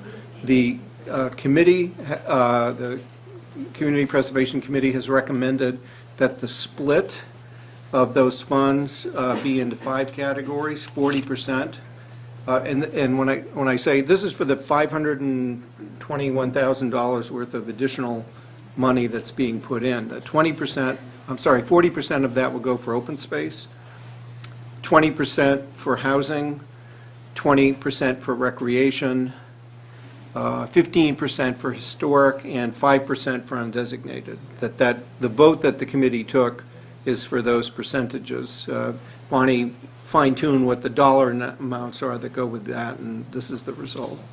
So we wanted to report back to the selectmen to get this would require some policy direction on your part to insert an article jointly with the CPC to go after blended CPA funds. Okay. We are up against a public hearing right now, so I just ask that we table the CPC conversation just for a minute so that we can at least open the public hearing. Sure. Mr. Clerk, if you wouldn't mind. I don't have it driving. Okay. Trying to get to it. Read it? Sure. Littleton Board of Selectmen will conduct a public hearing on Monday, March 12, 2018, at 8 p.m. in the town offices, room 103, 37 Shattuck Street, Littleton, Mass., on a proposed article requested by voter petition for insertion onto the warrant of the May 7, 2018 annual town meeting to amend the town code by adding a new chapter 140, plastic checkout bag reduction for the purposes of regulating the distribution of plastic bags at retail establishments and promoting the use of recyclable and reusable bags. The text of the proposed article is on file in the Selectman's Office, Littleton Town Offices, Room 306, 37 Shattuck Street, Littleton, Mass., and available online at www.littletonmass.ma.org. Comments thereon may be submitted to the Selectman's Office or in person at the March 12, 2018 hearing. Littleton Board of Selectmen, Charles DeCoste, Chair. Ran in the Independent, March 9th, 2018, was posted on February 27th, 2018. All right, so that hearing is now open. I just ask that, I appreciate you being here on time, but you okay if we just finish up the business with the folks in the CPC? You guys okay with that? Yeah, I think that makes most sense. Do we want to, what do you want, a motion to? Yeah, so a motion to insert the article for the blended CPA at the percentages recommended by the Community Preservation Committee, if that is. I'm fine with the way that's proposed. Do you have any comments to make, as for, you guys are here, so if there's any, I think let me jump in, why don't you go ahead and address it? Well, first of all, thanks, Keith, for representing our ideas so eloquently. And we're the Community Preservation Committee. I just want to call to order our meeting. We have 6 members present tonight. Carolyn Mueller, Fred Faulkner, Linda Stein, Bartlett Harvey, Andrew Samarco, and myself. I'm Nick Wanzer. If I missed anybody? Okay, so that said, You had Rich Crowell. Well, basically, the reason that we're requesting going up to the full 3% match is last year, if you recall, we basically drained the open space. We had like $2,000 left or something like that at the end of the day. We have a project in front of us that will basically drain the recreation bucket this year, the beach house, and some other projects that will be talked about. But basically, we've got 2 buckets that are all but empty. So if what we're trying to do is backfill some of that, and the vote that we took shifting 40, 20, 20, 15, and 5 reflects that. And so, we'd look for your support on the special town meeting article for that. That's the reason that we did it. appreciate that explanation. Any questions, comments from the board? The budget basis, so what, Bonnie, what did we've been through a lot of different iterations of the budget. Is this fully funding of CPC higher than what we had projected in past budgets? How is this fitting? No, this has already been incorporated as Okay. part of the capital plan money. So we're going to use the non-recurring revenue, in this case, free cash. Where we're doing some transfers into our other reserves, we're going to incorporate this as part of it, so it does not affect the operating budget. Okay. Right. The spending plan that was presented at last week's meeting, joint meeting of FinCom and Selectmen, incorporated this request from CPC. Okay, so the capital budget already included that was already that in fully there, funded. so all of that, the budget balancing that was done to say, okay, if we fully funded the community preservation off the top, what would we have left, and we were able to do it all. Okay. Questions, comments? No. All right. Entertain a motion for insertion? So moved. As written? You think I'm gonna read all? As recited, yeah. So, Okay. Need a second? A second. All those in favor, signify by saying aye. Aye. It's unanimous, great. Thank you very much for your work. Thank guys. you. And they will be meeting on Wednesday night to complete action on their operating budget request, which is their article. It doesn't require joint insertion by the selectmen, but I know that, as was said, that you were included the $400,000 recreation project for the lake, and that you are entertaining one or more historic projects right now. And one of the historic projects, it looks like, I forwarded to you, the Supreme Judicial Court issued a decision on Friday in the Acton CPA case where they challenged the using CPA funds for a church. Congregational church in Acton involved stained glass windows. We got one of those here. And we funded phase one. We didn't get sued. But we have a request for phase two, which I think the wisest thing would be to not entertain that request for until there's some further clarification from the court, because they're... Keith, I just wondered if you were done with that. We did want to mention one other historic project Carolyn can address. The Baker Homes. That's right. The Baker We're also Homestead. going to hear on Wednesday another historical item for the, I guess we call it the Baker House at 12 Robinson Road, possibly purchasing the home and creating a, I don't know if the select board has heard that yet, creating an art and history center, which would kind of tie in with what the master plan is going. So we're hearing that. We deemed it eligible at our last meeting, so we're going to hear the funding application on Wednesday. So that's potentially $300,000, which would take care of the rest of that bucket, as Fred was talking about with the blended funds. So that's pending. That's not reflected in the numbers you've seen yet. And we did recommend that that group come in before the selection because of the tie to the master plan. So, obviously for 300 grand, we want to be together on this one.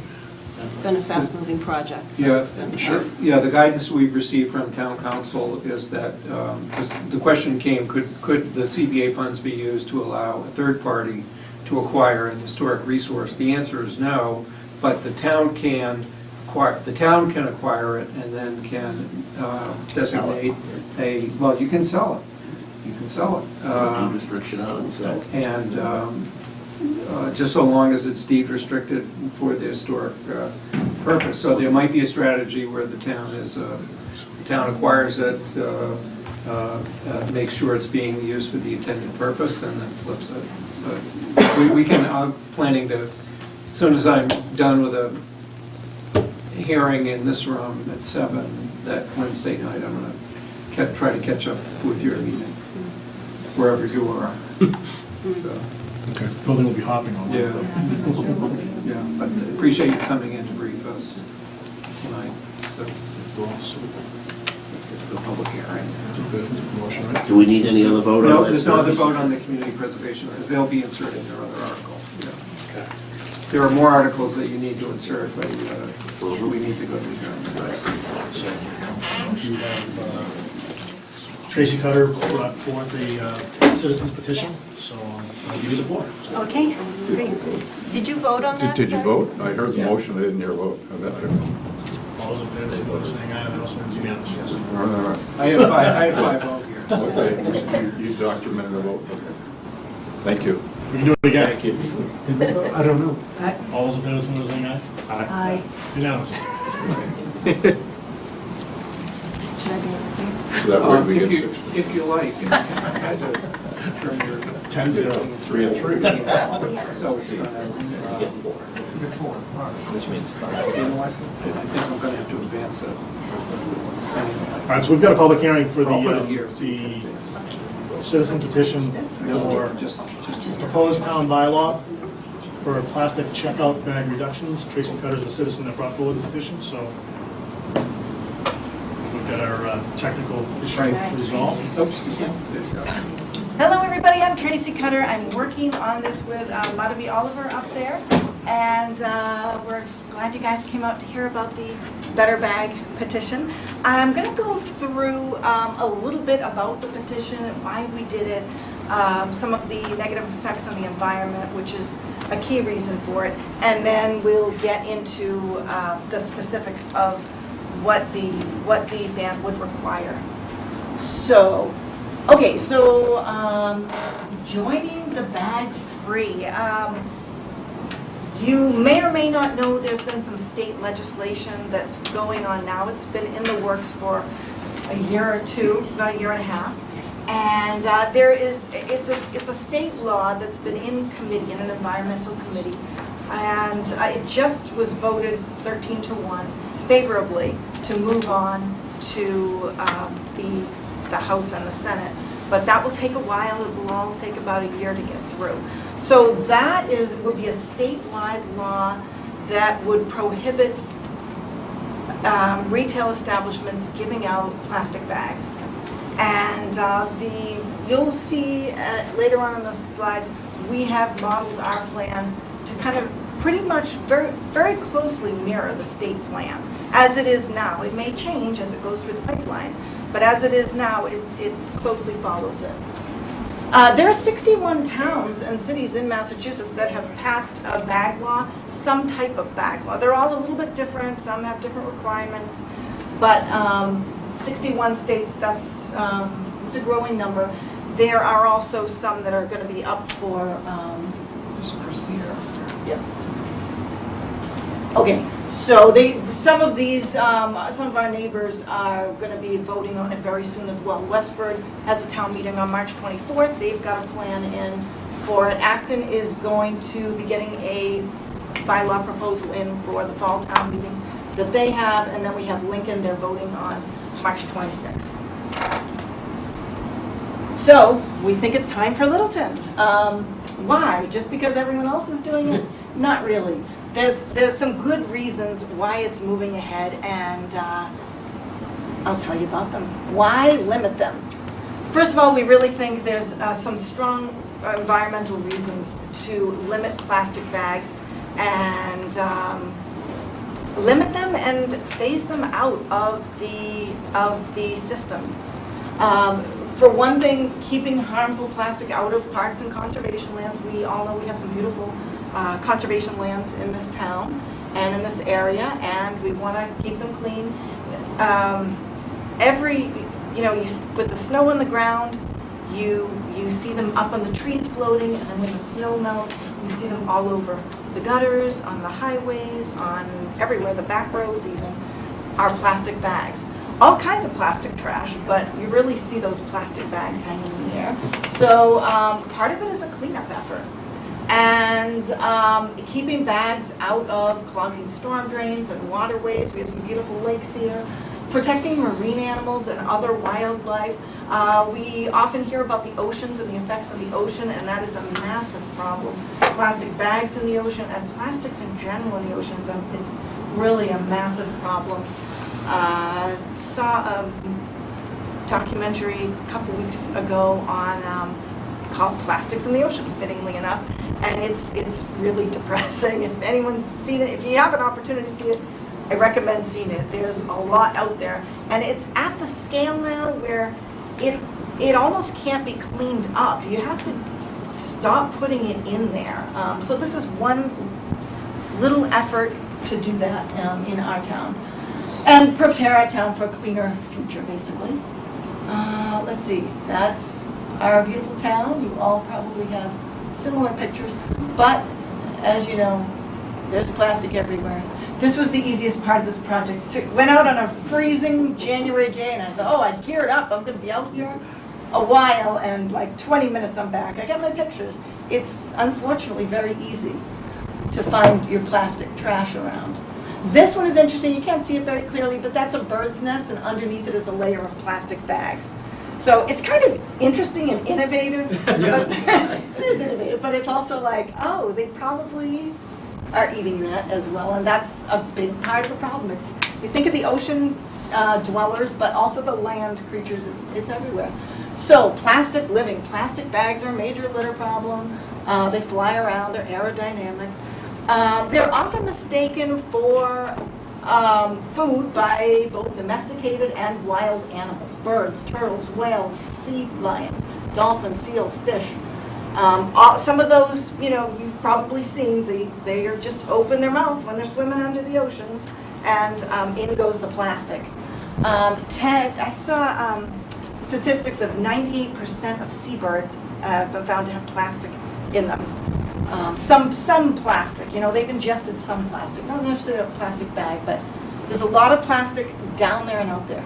10% of the plastic produced worldwide ends up in the ocean, 70% of that finds its way down. So you don't even have to get that much of it out there, but what's out there goes down there, and it's a lot. Every square mile of ocean has 46,000 pieces of plastic floating in it. That's a lot. Plastic bags are manufactured using fossil fuels. So that's another issue with them. And the other problem is, people talk about this big garbage patch of plastic on the ocean. It's actually worse than that. There's a lot of patches. There's not just, it's not all just, grouping in one area.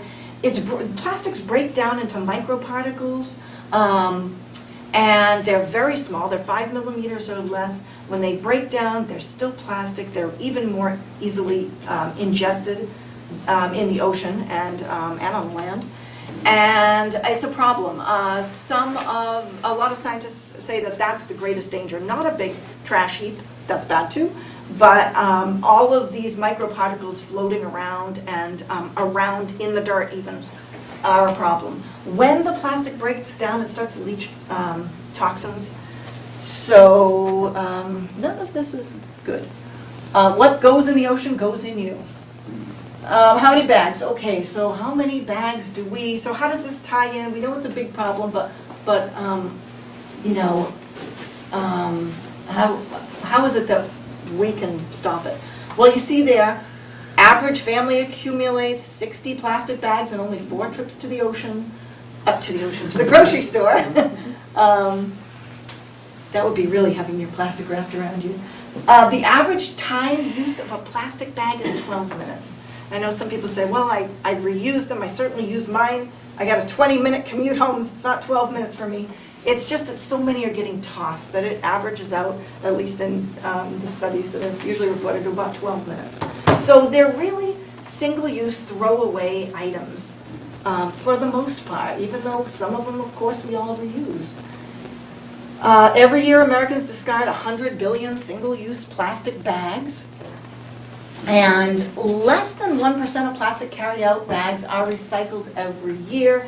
I've seen higher figures, 5%, 7%, but they never seem to be over 10%. They're small. It's a small number of these plastic bags that actually get recycled. They're hard to recycle. You can't throw them into your regular recycling bins.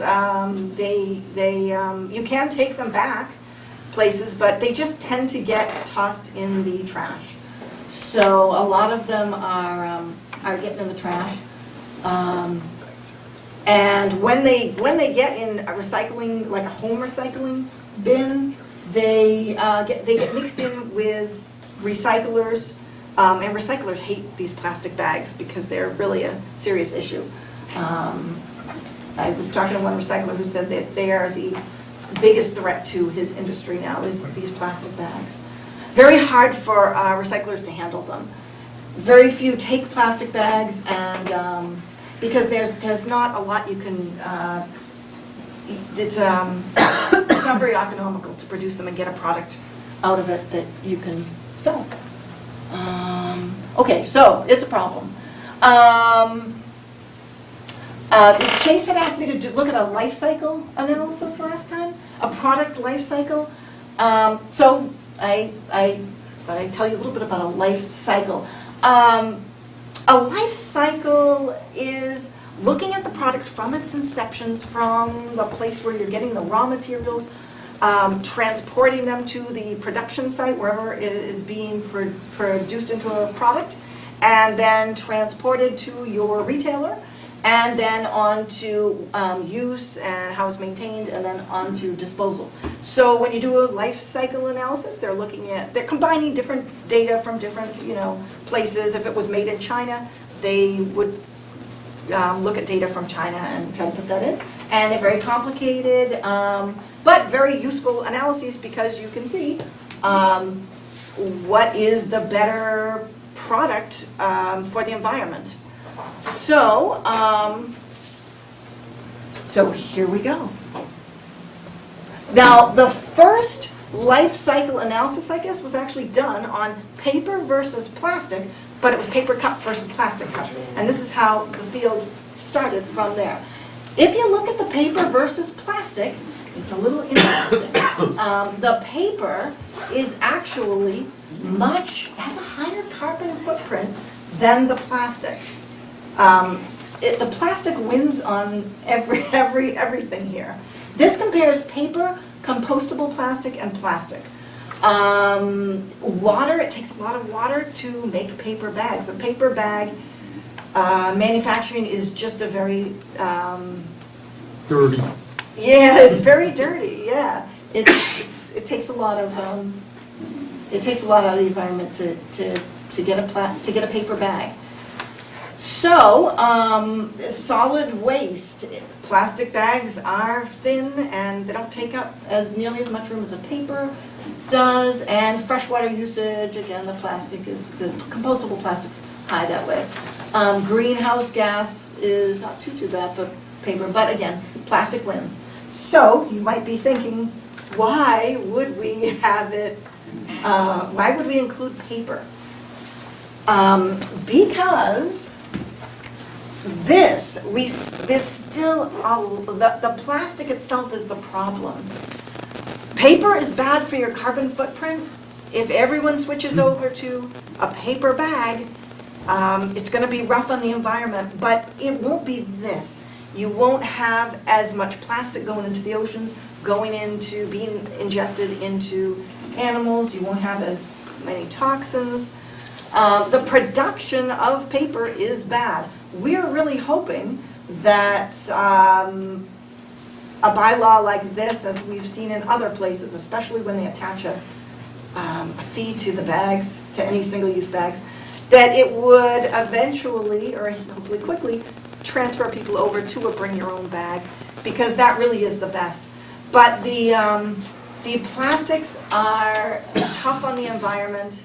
Paper is tough, but plastic is really tough. And we really think plastic just needs to be eliminated out of the environment as much as we can. You can't do it everywhere, but for single-use plastic bags, we think we can do it. We think it's doable.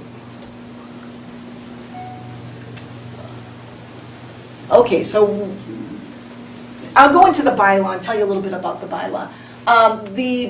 The bylaw itself would define a checkout bag as a carryout bag that is a recyclable paper bag or a cloth reusable bag provided by a retail establishment to a customer at the point of sale. So basically, a retailer could give away a cloth reusable bag or a paper bag, but they couldn't do a plastic bag. Oh, sorry. A retail establishment is defined as a pretty wide stretch around what we're defining a retail establishment is. It's not all just on Donnellan's and Market Basket. It's really wide. Encompasses restaurants, pharmacies, convenience stores, grocery stores, liquor stores, jewelry stores, all kinds of things. Basically, anyone giving out bags. So the bags. These are the bags. The paper bag has a few criteria: 100% recyclable, made from no old growth fiber, contains 40% post-consumer recycled content, displays the words recyclable. Those criteria are pretty standard in most of the bag laws around. It should be easy for retailers to get these bags. They're out there. And people are using them in almost all the bag laws. The cloth bags, durable, washable cloth. I don't really think people will be giving cloth bags away, but if they did, anything that's a reusable bag, like a cloth bag, you could give away. Produce bags, those would still, you could still get produce bags like in the fruit, to put your fruits in and your meats in the produce department. You just can't get the produce and pack your soups and all that. Like you can't do canned goods. Just whatever they're used for. Normally that would be it. But that's an exception. The produce bags you could still do. They'd still be plastic. Laundry bags and newspaper bags. Those are exceptions. Is anything better than bringing your own reusable bag? No. Even your reusable bag has a carbon footprint. Of course, every product you use has a carbon footprint. You would have to use your reusable bag. You can't just buy it, use it a couple times, and keep buying new ones. You know, you gotta use it. The whole thing is to get less out there. Okay, so business and industry. Our local grocery stores, Donalds and Market Basket, are working with the Mass Food Association. They've been doing this for a while on the statewide plastic bag law. They'd like to see consistency throughout the state, be easier for them as retailers to handle it since they have businesses throughout the state. So they are working on that, and that's great. I think we would love to see a statewide law that does make it consistent for anywhere you go. That's going to be a long time. I mean, hopefully it'll be sooner than later, but it seems like it's traveling slowly. And not necessarily surely, you never know what's going to end up at the end. But this law would follow it similarly, at least at this point, unless we change things. Recyclers hate bags. I did talk a little bit about. They get tangled in their machines, put workers at risk. They spend a lot of time cutting them away out of the machines, and so it's a very difficult thing for them to deal with. I guess I should let you know that in the first towns, you know, there's been 61 towns. The towns that have done it, each wave that goes has been easier, and they've been able to adopt it, and the bags are out there now. So it has been rather smooth. And I've talked to some people in other towns to see that, you know, was it horrible? Did the Board of Health have a lot of work? Was it to monitor them? And it's been fairly smooth where it's gone in. Very little enforcement work. The vast majority of retailers were able to transition. So why not now? Why wait? If this passes in May, it would be on the town. It will be, you know, up for at the town meeting. If it passes, it would be January 1st that it goes into effect, or 6 months from whenever the Attorney General approves the vote at town meeting. After town meeting, it takes a few months for the Attorney General to actually approve the results of the town meeting. So after they do that, if it's in October or November, then 6 months from then. Whichever is the later, January 1st or that 6 month after the Attorney General approves it. It'll be the later. Yeah. They usually do it like in the fall, like October, November. No, but I mean, no, the Attorney General has 90 days to do it, so a May town meeting, usually, sometimes it's not until September or October we get the approval. Okay. So 6 months from September that or point. October would be the day. Yeah, okay. And it'll take several months to, you know, for the retailers to get their paper bags, their plastic bags, to phase them out anyway. They can use up whatever they have, whatever supplies they have, they can use them up. And by that point, we would, you know, they'll probably be ready. It's probably, I should have said so in the introductory remarks, but when the Board of Selectmen scheduled the public hearing, they asked specifically that the draft of the bylaw go out that we have a public hearing and the draft of the bylaw go to all the retail establishments. So we did send out, and there's in your packet is the letter that went to the establishments along with the bylaw we sent, and the public hearing notice. And then there's the list of all the establishments. I know Cindy had worked on the list and some others, and we got all the addresses. So so as far as we know, every retail establishment in Littleton received in writing a copy of the bylaw and the public hearing notice, and we're invited to tonight. Tracy, can I just pause you just for a second? We have another public hearing scheduled. Oh, yeah, okay. So I just want to read the notice so we can get that open, just kind of like we did with you. Oh, So, yeah. Just pause just for 1 second. Yep. Thank you. We do have a public hearing for proposed town bylaw amendment by the Historical Commission. And, got it? Yeah. Littleton Board of Selectmen will conduct a public hearing on Monday, March 12, 2018 at 8:30 in Littleton Town Offices, Room 103, 37 Shattuck Street, Littleton, Mass. on a proposed article requested by the Historical Commission for insertion into the warrant of the May 7th, 2018 annual town meeting to amend the town code, chapter 65, building demolition, Article 1, historically significant buildings and structures to extend from 6 months to 18 months, the period during which the building commissioner shall not issue a demolition permit for a historically significant building or structure which a historical commission determines should be preferably preserved, and to provide that said Chapter 65 shall apply also to any building which is in whole or in part 50 years or older. The text of the proposed article is on file at the Selectman's Office, Littleton Town Offices, Room 306, 37 Shattuck Street, Littleton, Mass., and available online on our website at littletonma.org. Comments thereon may be submitted to the Selectman's Office in person or at the meeting on March 12, 2018.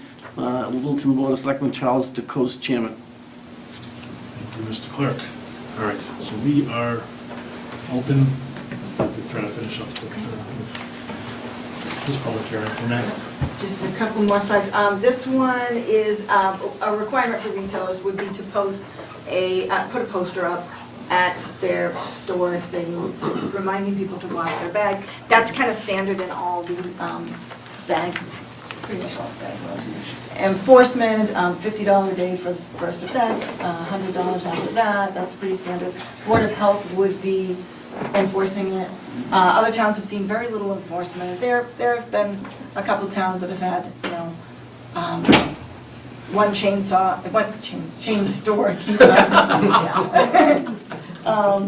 keep reoffending, but other than that, it's been, people have pretty much made the switch. So, we hope we can count on you.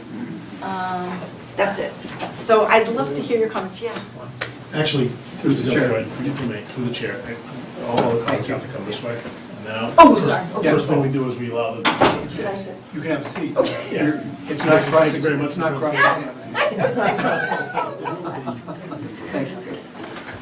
Thank you. You'll be all right. We'll definitely get to, I just want to allow the board to have. I know I sent you guys a lot of material and, Appreciate that. yeah. Thank you. All right, so I'll just open up to the board before we open up to public comment. Let's see if anybody has any comments. I'm mostly interested to hear if there's anything new from the public or what the public has to say. I was favorably disposed after the last presentation we had, and this added a lot of meat to the bones. I specifically appreciate the effort that was made to answer the questions that Chase raised, which I think are were a wise line of thinking. What's the impact? We just assume if you do something that's purportedly good for the environment is, what are the ramifications of how people change their behaviors? So I think that's good food for thought. But I'm mostly just interested to hear what the public here has to say. I am as well. I do want to say, Tracy, thank you very much for doing the work to put a voter petition article together. Town council, thank you for helping. That said, I fully support putting it on the warrant article. I probably won't vote in favor of it. I think overall the implications of making the switch are, if they're beneficial, the benefit is diminishingly small. And in particular, when we look at the greenhouse gas footprint of moving over to paper bags, I don't think it justifies it. That said, I think this is a really important impetus and driver to potentially ask DPW to include. One of the issues with recycling plastic bags is I don't think to recycle them when I go back to the grocery store, but I would think to recycle them if I go to the transfer station. So implementing something that allows us to recycle them at the transfer station, I think, may be more successful. But I think overall the balance here in terms of carbon footprint, in terms of the effort to do it, I don't overall see it as being beneficial for the town. That said, I'm more than happy to put it on the warrant article. I'm more than happy to have the town voters tell me that they disagree with me on that. But I don't think I can personally support it. Thanks, Jason. thoughts? I just want to hear from the public on this. Yeah, I mean, to echo Chase's opening comments, thank you very much for doing this. I mean, it's quite an undertaking. Both of you appreciate your time and your effort, and presentation to help us educate the reasons behind it and the bylaw itself. Thank you for that. I'm going to open it up, and I think Mr. Del Fiore has some comments. Yes, I've done some research on this. I actually have that presentation I sent you guys on a thumb drive. If you can pick it up on the projector. Just don't dump my tax returns. This isn't going to... Just a reminder. Yeah. All of my files. Town gets shut down. As far as I know, it's not much. Homeland, that's what it is. Well, that's the one that puts 10,000 volts into a port and rolls it up. Jerry, can I ask, Chase made some comments, some counter arguments. I think some of the comments that he made were similar to some of the comments that you Yes, what I'm sent to us. focusing on is the life cycle studies you talked about, and there's actually 4 studies I'm citing. I don't know if you've read them, but basically they focus on what you state. I'm just trying to put some real numbers behind. Should be full of paper versus plastic. Chuck, if I may. Sure.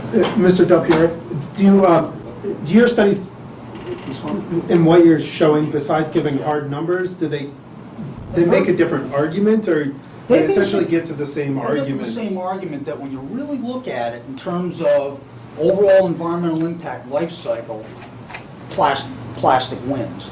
And they even, some of the studies even looked at it in comparison to, let's say, a cotton bag.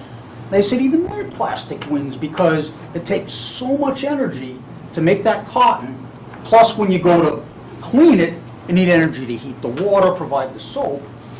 So in terms of life cycle, it's hard to be plastic. As you focus in terms of litter, plastic can be an issue. And the big contention I have is most of the problem is improper disposal, not the material itself. And realistically, in the environment, it's pretty inert. It's more of the fact it's a physical material than it breaks down. I mean, so... You try to direct the comments to the chair. Okay. To Chase's point, if we could make it, you know, so if it's redundant, Okay, we can just kind of... we have all the documents that you sent us, so we definitely take those into consideration. I just wanted to kind of present to the audience, basically, where's the... Present to the board. To the board. Thank you. Okay, I decided a couple of years ago when the Sustainability Committee first brought the issue up to do a little research into it. And like the proponent, I looked at it strictly from a life cycle analysis, and as she points out, that looks at the whole picture, not just where the raw materials are, whether something's recyclable, but what it takes cradle to grave. And as she points out, and what my research shows, is that it takes an awful lot of energy, water, chemicals, etc., to turn wood into paper. And environmentally, that's far worse than a little bit of polyethylene, which is what these bags are made of. These are 4 studies I'm citing. I did an internet research. I was looking for really primary research, a published paper, a published study, peer-reviewed. And these were sponsored by a whole bunch of different organizations. One by the industry, one was by the Chico Research was actually like a California Keep America Beautiful group. Michigan Department of Environmental Quality has another life cycle analysis, and there are 2 studies done in Europe. And they all basically point out the same thing, that polyethylene or plastic has a lot less impact than paper.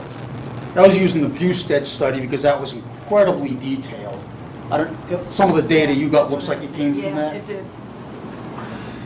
And this is kind of a summary.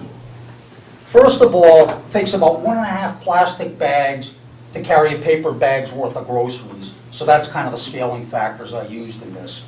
They say paper uses about 125 times the water, 3 times the electricity, 34% fossil fuel, and that includes the fossil fuel that goes into making the plastic itself. And one thing that didn't really come out, for an equivalent volume of groceries, paper is about 5 times as heavy. You got 5 times as much material to get rid of. And if the town's paying to get rid of its paper, you know, that's money out of our pockets. And then we say, well, how can it be? You know, everybody thinks, well, paper comes from wood, it's green. But, you know, as everybody's pointed out, turning that wood into paper is not so green. I think there's a product in the process they call black liquor, which is one of the leftovers from the pulping and paper extraction. And I think they say the only way it's economical to make paper mills work is they dry that stuff and burn it as fuel. Now here's some numbers I ran. Plastic bag weighs about 6 grams. I know you guys, you know. So we've heard all this. Chase has kind of made this Fair- argument okay, in fair the enough. last meeting, so, and again. Okay, I wasn't at the last meeting, We've got the but- presentation as well, so. Okay, but the numbers are, I did a very conservative estimate, well under 0.5% of Littleton's solid waste. And that's assuming 2,000 families, 10 bags a week. So it's not a lot of material, like Chase points out. You know, and again, to get the same recycling, you need to recycle 80% of paper bags to get the same amount being tipped. End-of-life disposal. And here I was looking at what happens, our stuff doesn't end up in the ocean. I mean, an infinitesimal amount would end up in the ocean. Our stuff gets burned. So what happens when you burn polyethylene? It's a straight hydrocarbon. People talk about, oh, you get dioxins from plastics. Dioxins need chlorine. Polyethylene can't make dioxins. So what you basically get is the products of combustion. It's more like burning candle wax. So cleanly burned, it's carbon dioxide and water vapor, carbon footprint. Realistically, you're going to get the same soot, carbon monoxide, and other products of incomplete combustion.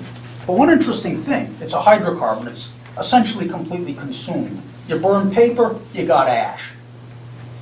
Besides, the heat gets used for something productive. So in many ways, it's not that different from using, let's say, coal or fuel to run a power plant. So it's not totally wasted even when it's burned. As has been pointed out, plastic bags are eminently reusable. Paper generally isn't.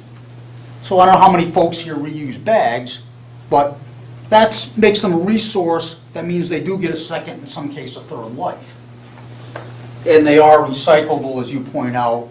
It's not widely done, but I have a link to an organization, I think it's sponsored by the American Chemical Society, that does provide resources on recycling. I think that's plasticfilmrecycling.org. And they point out on there that Donalds is one of the places that has a drop-off program.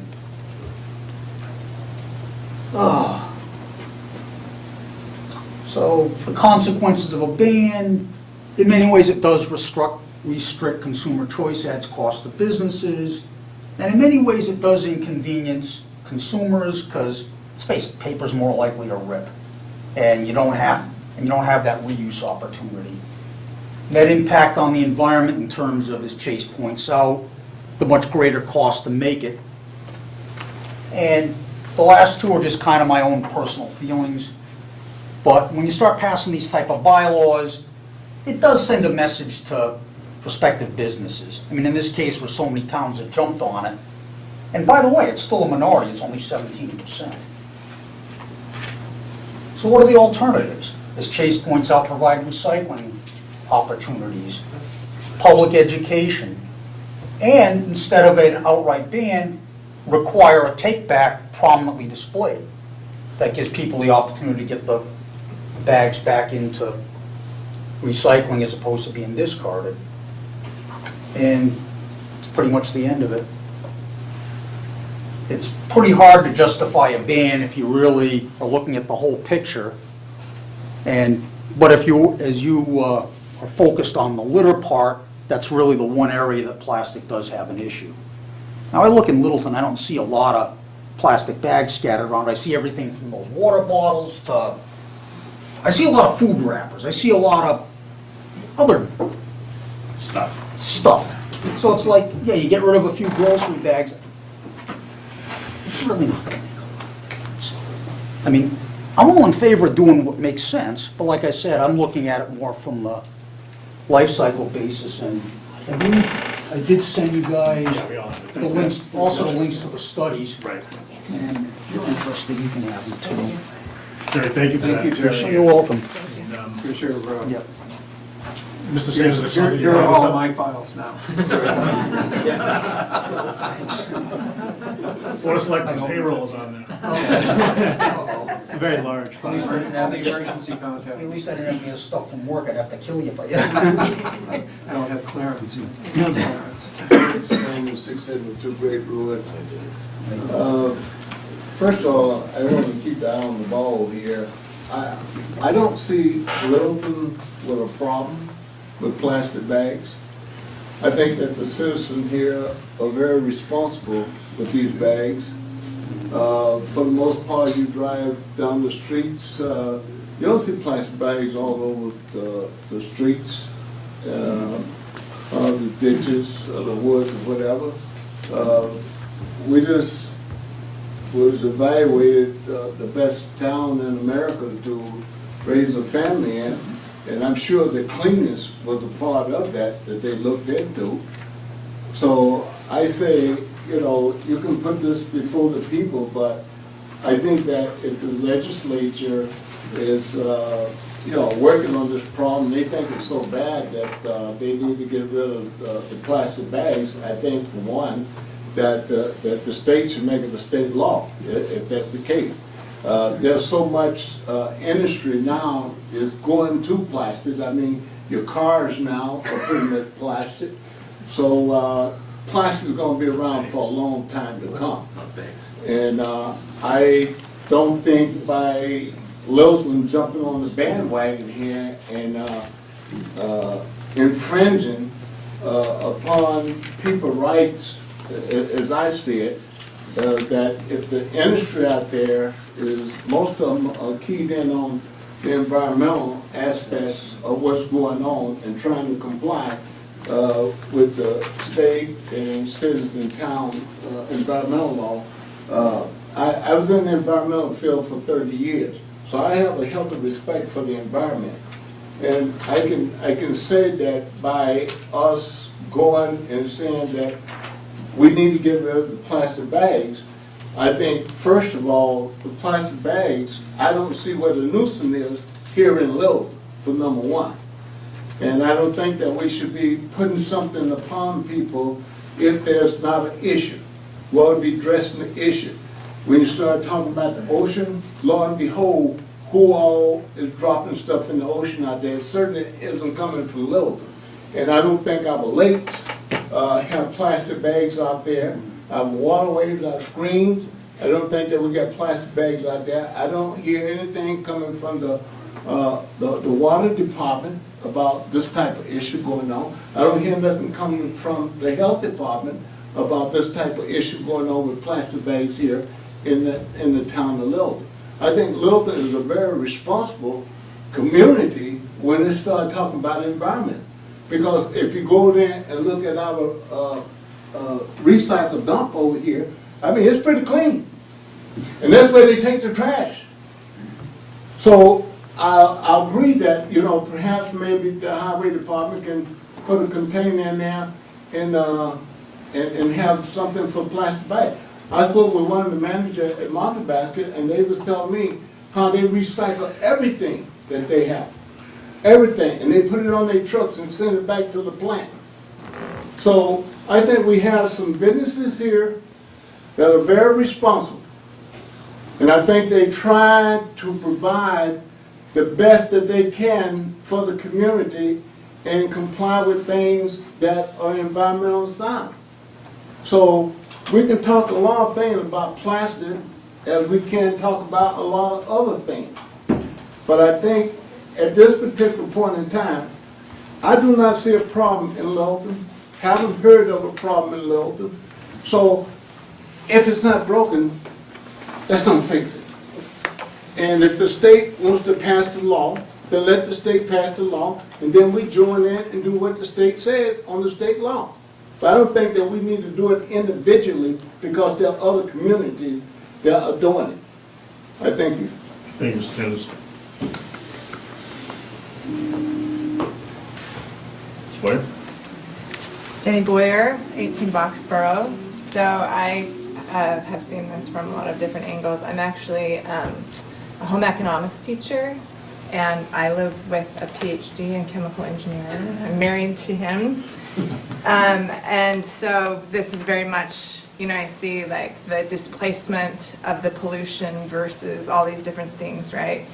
And then also the health issues with reusable bags. I've tried to do reusable bags, and it's very difficult to keep like your meat bag separate from all your other produce bag, and then remember to wash them all and get them back in your car before you go back to the store. And so you end up having this microbial load in all of your bags that end up like spreading germs to all your different stuff, right? So, I mean, and that's it. You would get sick in major cases, but anyway, I think I use a lot of plastic bags, and I would love to see, like Chase was saying, a different way of recycling them. I think they're too much a part of our lives to go back.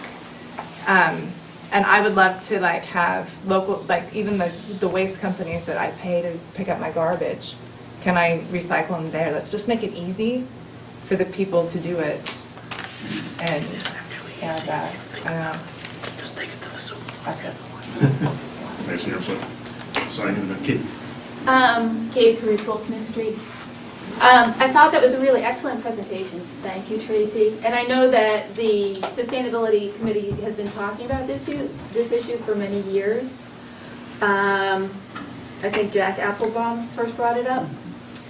And I realized that the paper versus plastic, there's no perfect solution, and I understand that the paper has a big carbon footprint, but I see this more as a step forward in awareness raising, and maybe not a perfect step forward, but working in the direction of people thinking to bring their own bags or using a box at the grocery store. I bring my own bags. I grab a box at Market Basket. They're always there. I mix the meat. I don't know what. I haven't gotten sick, but you know, it's. And when I was in Market Basket, I give credit to the kid who was packing my bags, who said, you know, they're talking about banning these soon, and that's a really good thing. We need to do that. So I'm just trying to say it's not perfect, but we need to do better, and this is a step. Thank you. Oh, and I do see trash all over town. In the woods. One more time, you good? Hello, actually. Rich Robinson, 181 Mill Road. So I work in Cambridge, where they recently did the bag ban. And so if you buy a bag, you have to pay 10 cents to buy either a compostable or a paper bag. I will say that it has more of a mental effect on people, that you're much more likely to keep a bag with you. There is something inherent about not wanting to pay that 10 cents that really motivates you to keep a little package that, I mean, I have one, it like tucks into another little bag. I keep it on me all the time, and it's a real motivator. I mean, I use reused bags all the time too. I don't wash them. I've never gotten sick, so like, but I'm not saying that's not important. But I mean, we do need to be aware that in 50 years there will be more plastic bags in the ocean than fish, and that's a really scary thing. The way the oceans are going, that's pretty terrible. And bad for Massachusetts and all of the fishing communities. Jerry. So, something to think about. And it's really not that difficult to live with reusable bags. So, anyway. Anybody else? Just one more little factoid. A year's worth of plastic bags, it's about the, and that's basically the 528 came up with, about the same weight as a gallon of gasoline. So basically, if you cut your driving in a year by about 30 miles-ish, maybe one trip to the mall, you've saved the same amount of carbon as you've used up in a whole year's worth of grocery bags, just to kind of put it in perspective. All right, so we've got. Should we close this hearing and then, or can we, should we close it and then deliberate either now or after? I'll take that motion. Okay. I'd make a motion then to close the hearing, and we'll deliberate it whenever you think it's appropriate, Mr. Chairman. Thank you, Mr. Vice Chair. All right, it's been moved and seconded to close the hearing. All those in favor, signify by saying aye. Aye. So we are closed. Thank you. All right, so, If I could offer on the process that that the motion that you're going to have on the next public hearing is to insert an article, is to, with or without changes. This is a voter petition, it's going in the warrant Right. anyway. And to Chase's point about, you support the idea of putting it in the warrant. If Oh, right. 10 All right, you got a choice, that's If right. 10 people put it there, it goes there, if 10 voters do, and then the matter of your adopting a recommendation, you could do Later. after the warrant closes at a future meeting. Or we could deliberate it tonight You while could- it's still fresh in our minds. You could, and And people interested in it are here. The only thing I'm going to throw out there, and appreciate Mr. Cleary bringing this to my attention, but we do have an item in front of us, the FY 2019 operating and capital budgets. We have our public safety folks are here. In light of the storm that's coming in, these guys are going to be awake for a while, so if we could maybe have that, if you guys would be open to us having that come before us and allow these folks to get some rest.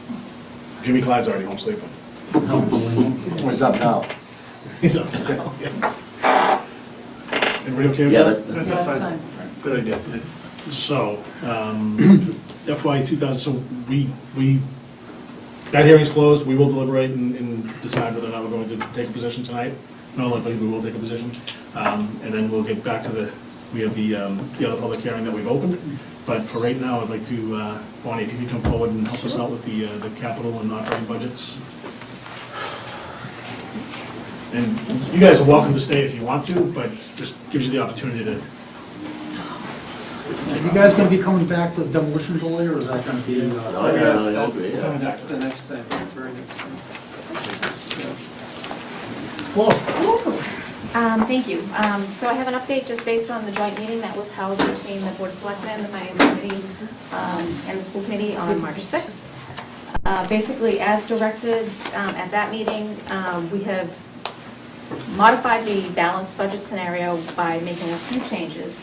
The first one is, in the proposal, is to reduce the public buildings wage appropriation, which was budgeted for a January 2019 mid-year hire for a combined town schools facilities director. We've reduced that by $25,000, allowing for an April-ish 2019 hire. That would allow the towns and the school boards to kind of work through the details still, get the position, job description drafted, and then just work out the operational and financial implications. There are no other staffing increases on the town side at all within the 2019 budget scenario. With that $25,000 reduction, we would increase the school appropriation from the $873,300 increase that I had previously listed to $898,300, or the $25,000, which would cover all of their contractually obligated wage increases, operational increases, sped, and transportation costs. The other small change that was not in the last version of the budget, but is in this one, is that we've moved the $24,000 that Park and Rec collects through their enterprise fund for field maintenance fees into the highway budget for field maintenance. So it's budget neutral, but it does show an increase in the operating budget, so I just wanted to identify that for you. And I've updated all of the budget worksheets that I maintain to reflect any transfers from the undesignated fund balance to all of the stabilization accounts, capital stabilization, debt exclusion stabilization, and to reflect the capital spending that's going to be done.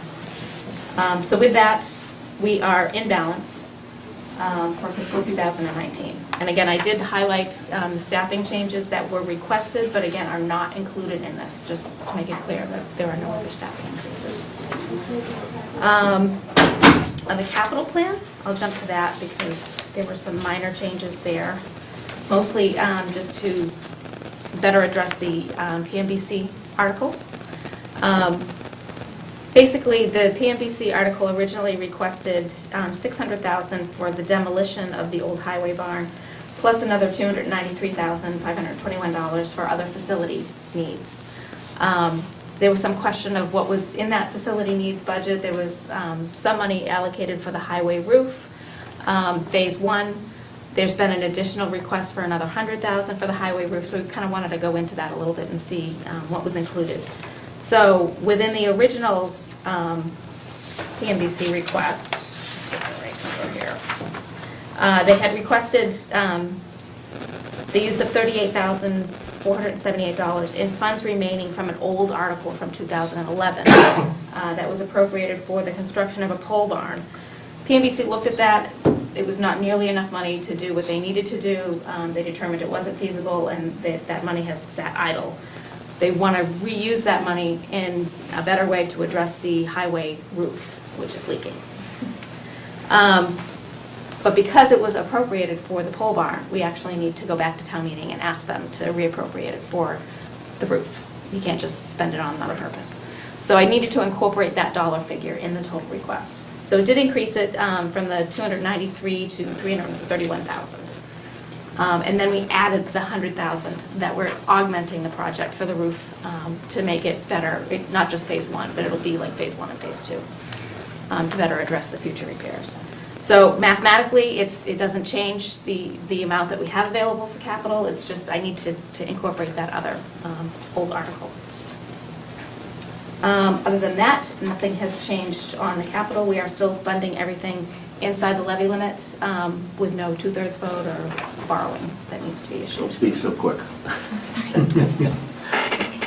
Please don't. Yeah, and I appreciate that. Selectman Gervig has raised, we've had an ongoing discussion on the proper funding mechanism for the sewer design, and I'm not sure, I don't necessarily agree with the merit of the argument, but I'm more concerned with getting the thing passed. So I think we're in a position to do it either way, through a borrowing or through existing funds, but we certainly have until the 26th when we close the warrant, or probably thereafter, or probably, I guess, was to the 26th, Keith, before we make it. Well, let's see, the warrant closes on, at least to the outside world, on noon on Friday the 23rd. Right. The warrant will be in your hands on Monday the 26th. So if there's any last minute changes that the selectmen want to do, you can do 2 weeks from tonight. Yeah, I'm willing to go along with the change, and that's really, I defer to Chase to make the case, but, and I don't want to belabor everything tonight, but anyway, I know you want to address it tonight. Yeah. So, and I suppose this is related to the sewer, we should preface that, the sewer design funds. Right now, the current capital spending, we're using $1.5 million, presuming it passes, $1.5 million of reserves, largely free cash, right, to fund the part of the sewer design with the plan of asking the town to fund the construction of the sewer and the remaining portion of the design, probably in the fall, potentially in the spring. What Paul is alluding to is that I've suggested that it may make more sense to do the $1.5 million for the sewer design as a borrowing article rather than utilizing reserves. And the basis of that is twofold. One, and probably the most important, is that it imposes a 2/3 threshold on spending that money. And I'm anxious about doing that because I fundamentally believe in the validity and necessity of the sewer project. But ultimately expending the capital to build it will require a 2/3 vote. And so I'm concerned about authorizing $1.5 million in spending for a design based on a 50% threshold that we won't really know, where we land with respect to the sewer specifically, because it's all wrapped up as part of the capital budget. And then getting to the construction funding and not getting that 2/3. Frankly, essentially what it comes down to is if the voters are going to tell us no, we definitely don't want to do that, I'd rather they tell us now than before we expend $1.5 million. As much as I am bullish on the sewer and see it passing at 2/3, I'd at least like to bring that up and make sure that the board, Joe excluded, I suppose, because Joe's recusing himself from matters related to the sewer.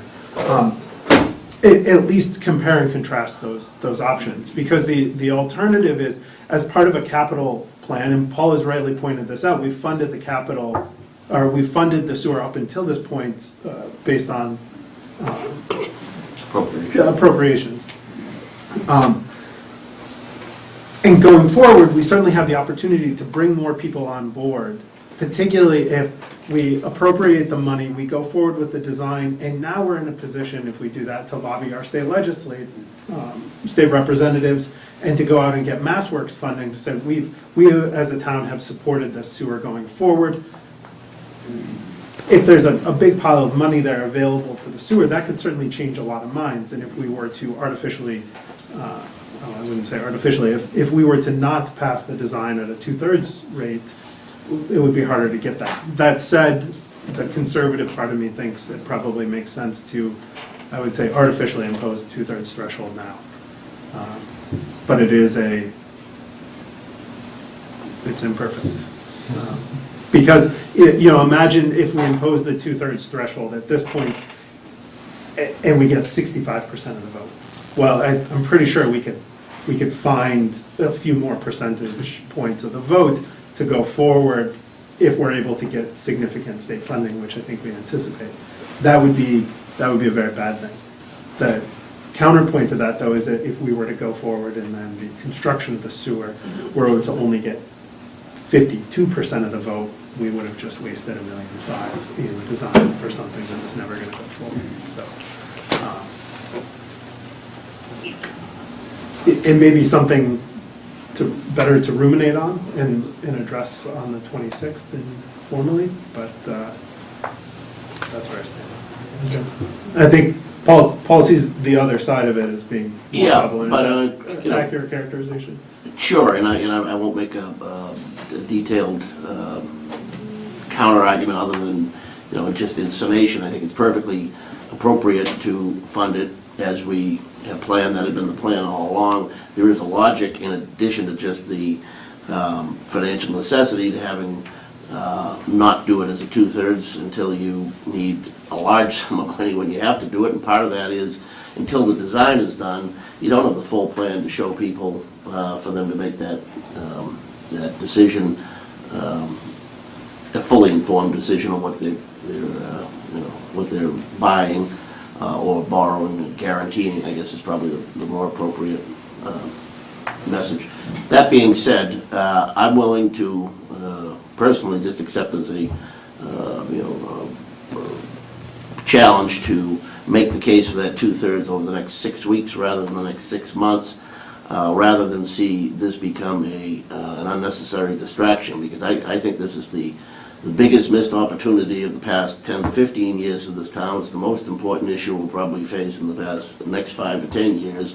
And, whether we want to be a community that continues to be in charge of its own destiny and have the means to do that, both from a regulatory standpoint and a financial standpoint, hinges in my mind on whether or not we pass the sewer. Never mind the importance of it exclusively from an environmental standpoint. If that's the challenge we have before us, I'd rather we focus for the next 6 weeks on the merit of why we need to do this and go for the 2/3 vote. And I don't, and I won't get hung up on that issue. Thank you.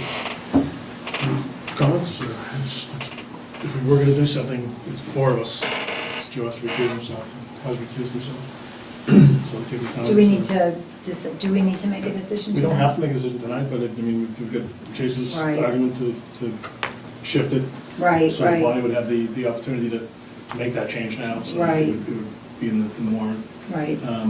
If we don't make a decision tonight, then we're gonna have to deliberate it and figure it out over the next 2 weeks. Right. But we have to make a decision Right. on the 26th. Right. I'd rather make a decision tonight, because there's gonna be some other lifting we're gonna have to do between the 23rd and the 26th. I know, So- yeah. I mean, Chase he raises a really good point, I think. Yeah, I think. I don't love either choice. No, I know, that's why I'm sort of torn on it. But then again, so doesn't Paul. I mean, this is really one of the most important projects we have before us. And I think the town has supported this project up to this point.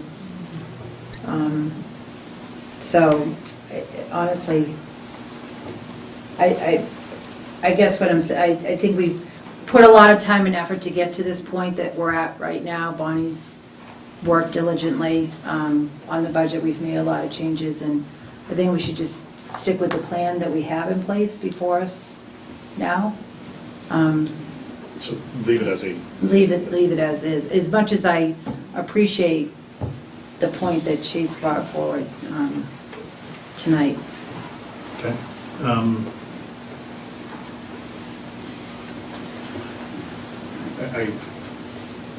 To your point, there's no, we have to make a decision. So we either, to Paul's point, make the decision tonight to go for the 2/3. And I think we all feel strongly that this is exactly what we should be focused on. We should be fighting for every resident in town to vote for.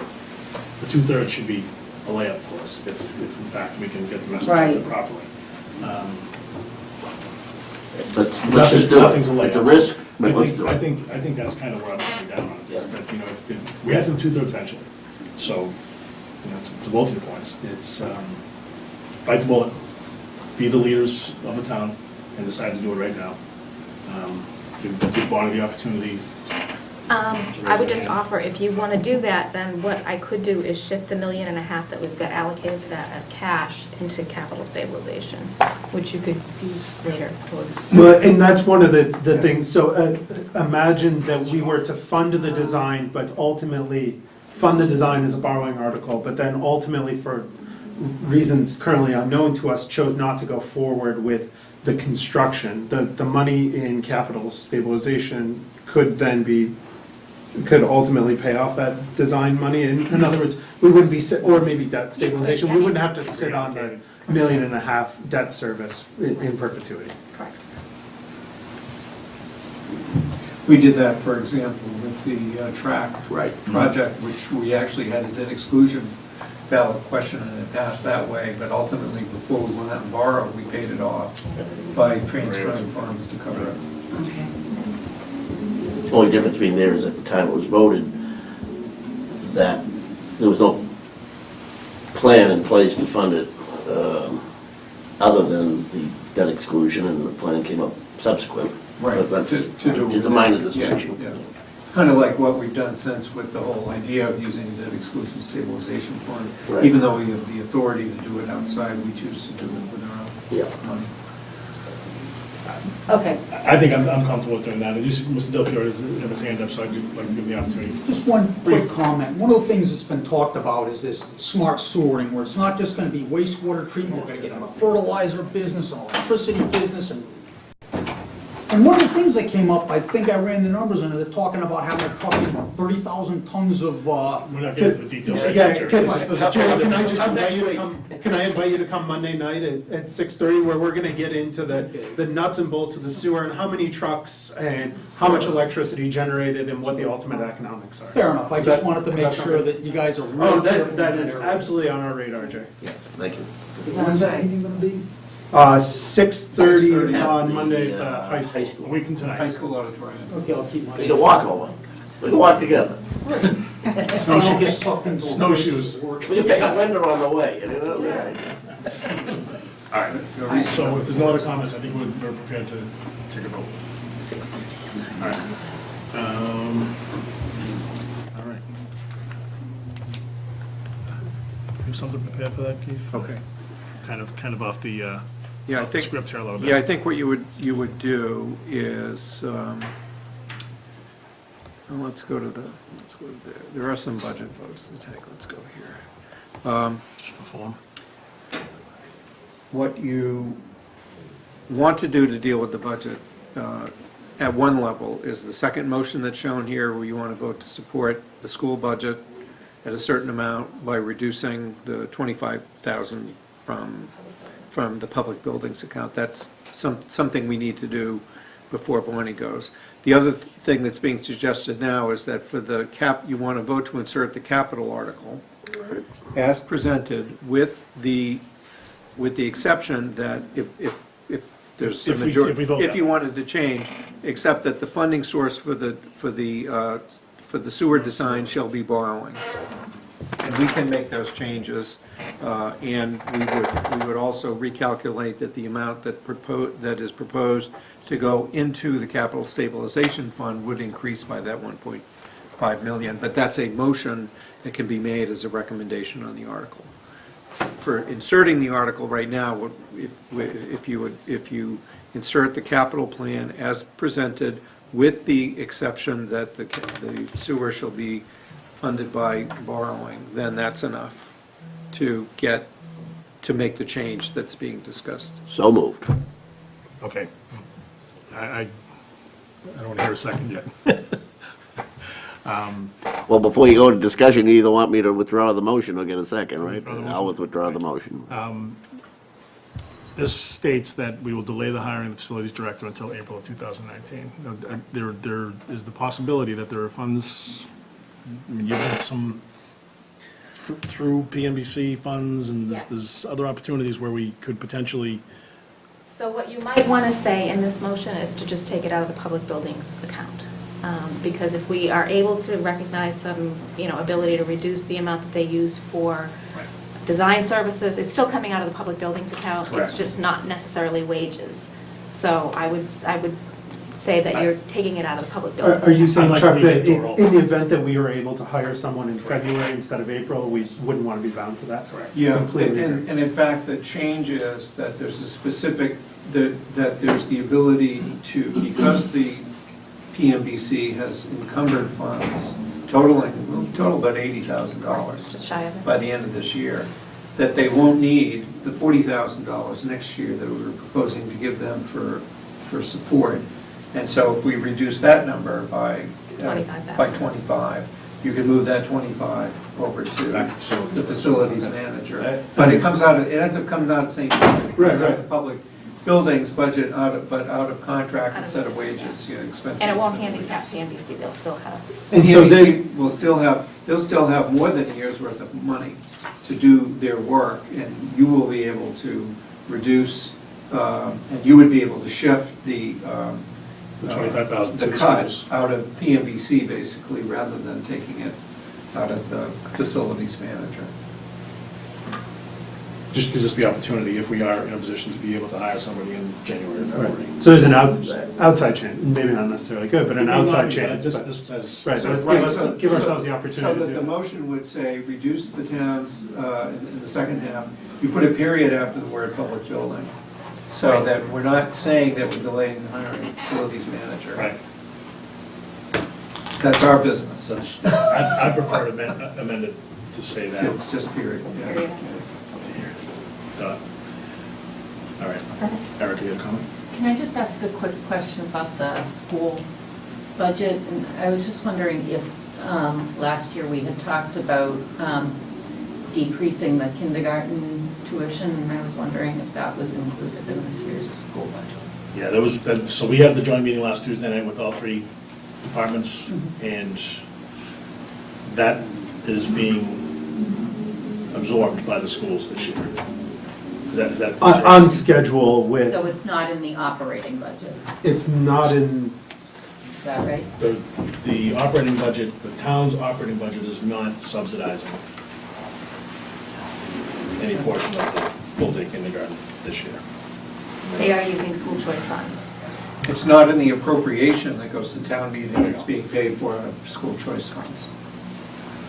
and, I mean, not to speak for the school committee, certainly they're managing their own budget, but part of the basis for that is certain busing contracts that hit this year with a big dollar value that will now remain flat for the next 5 years or so. So my understanding is that their objective is to get that into the operating budget. Although it certainly was contemplated making it a 6-year rollout instead of a 5 or something along those lines. Yeah. What was the dollar amount they needed for that to be done? 150?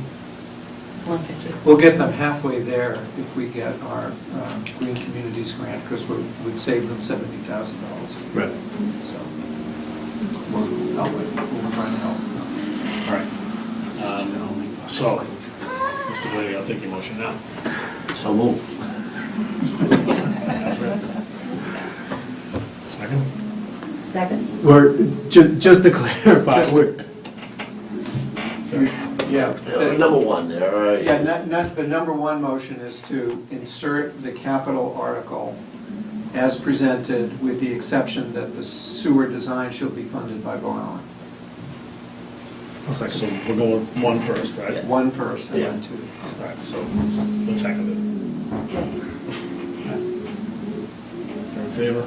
Aye. I'm in favor. Okay, good. So it's 4-0. With one exception. All right, so as far as Motion Second number motion. 2, this would balance the budget, Anyone? which is what we were. I move that the Board of Selectmen vote to support fiscal year 2019 an $898,300 increase in the school's appropriation above its fiscal year 2018 level, $25,000 more than the prior figure of $873,300, and to reduce the town's fiscal year 2019 request by $25,000 in 191 public building. period. And second? All those in favor, signify by saying aye. Aye. Aye. It's unanimous. Well, Good. yeah, he's Thank you. unanimous, right? Very good. You can be Yeah, on that. thank you. It's unanimous. Thank you all. All right, the public service people can leave if they want to now, not the finance director, though. We don't get to leave. We gotta juggle some money to figure out how we're gonna plow all these roads. No, she's gonna Wasn't juggle, Kim? she's gonna juggle the money. I guess that gets you tired. All right, so we can circle back to public hearing Public hearing. for the historically significant building demolition. So we've got some folks here from the Historical Commission. Thank you for Yeah, I coming. think most of the members are here, except for one, I believe. Yes. I'm Linda Stein, I'm on the Historic Commission. So the Historic Commission is seeking to amend the current Littleton demolition delay bylaw, primarily to extend the current period from 6 months to beyond the 6 months that's in the current bylaw, to either 12 or 18 months. In the amendment, it's currently 18 months, but we can discuss that. The purpose of the bylaw is to help preserve the history, character, and quality of our community by trying to preserve and protect historically significant buildings in town. The demolition delay gives the town time to try to seek out alternative options to demolishing a historic building. It should be noted that the bylaw applies only to buildings for which a demolition permit is being sought. It does not apply to sales of a building to a new owner. The Littleton Historical Commission, like many other towns, has found that a 6-month delay, which we currently have, does not provide enough time to try and find alternatives to demolition, such as finding a buyer or moving the structure to another location. Many towns in Massachusetts have demolition delay bylaws. Most of them have 12-month or 18-month delay periods. The 2017 Littleton Master Plan recommends extending the delay period in this bylaw to at least 12 months. We're asking residents at town meeting to support an increase of the demolition delay period. In addition to this extension of time, there are a couple of other amendments that we're proposing. One has to do with, there's a few non-compliance items, which I can get into if you want. And then there's also an amendment proposing applying the bylaw to buildings 50 years or older. Several other towns have this in their demolition bylaws, demolition delay bylaws. Currently, the old bylaw that we have on the books now applies only to buildings that are in the inventory of historic and cultural resources. The problem is that inventory only gets updated every 10 years or more. And so the 50 years is proposed in there so that buildings that may be worth preserving don't fall through the cracks between updates to the inventory. It should be noted that anyone with the demolition delay can ask the Historic Commission to cancel the delay before the full delay period is up, if they can show the Commission that they have tried in good faith to find an alternative to demolition, but were unable to do so. The Littleton Historical Commission did rescind a delay either last year or the year before, so we have done that. So that's pretty much it. Thank you. All right, appreciate you guys coming back. Bless you.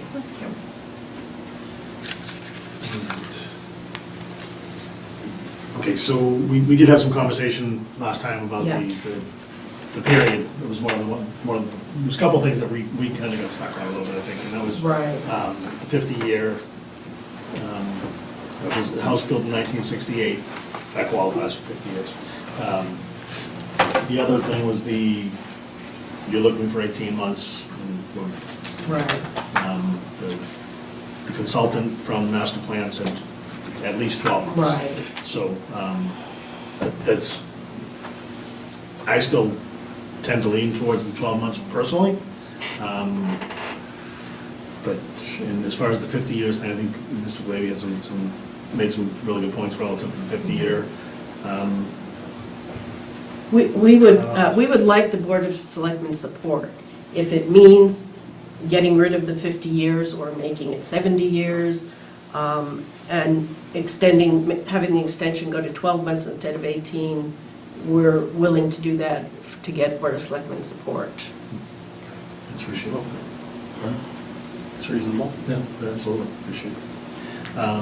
I'll open up to the board for any thoughts, comments, input.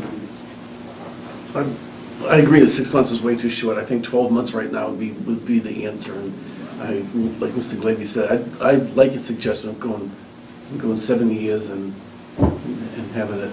I'd rather have a deliberation when we do deliberate, but if we're gonna do it now, I mean, at 70, my home is still historically insignificant and 70 years old. I don't like the arbitrary date. I would rather invest in making the lists more reflective of what's historically accurate. If that involves an investment of funds in the town's part, we should do that. If that involves reviving the concept of having a historic district study, we should do that. And if we need to, and I mentioned this before too, if we need to have an emergency fund so that the Historic Commission's in a position to purchase, put a restriction on, and then resell a historically significant property that's in danger, we should do that too. I'm all for going to 12 months. I imagine 6 months is inadequate. But what really came out to me at the last meeting we had is there's no process or protocol that speaks to when one of these projects lands on your desk. Well, what process is used that 6 months is inadequate for, that 18 months would be adequate for? And I think what we really need to do is, have a professional approach in place, and if we need to hire a consultant to come in and help us put together a plan to do that, that should do that.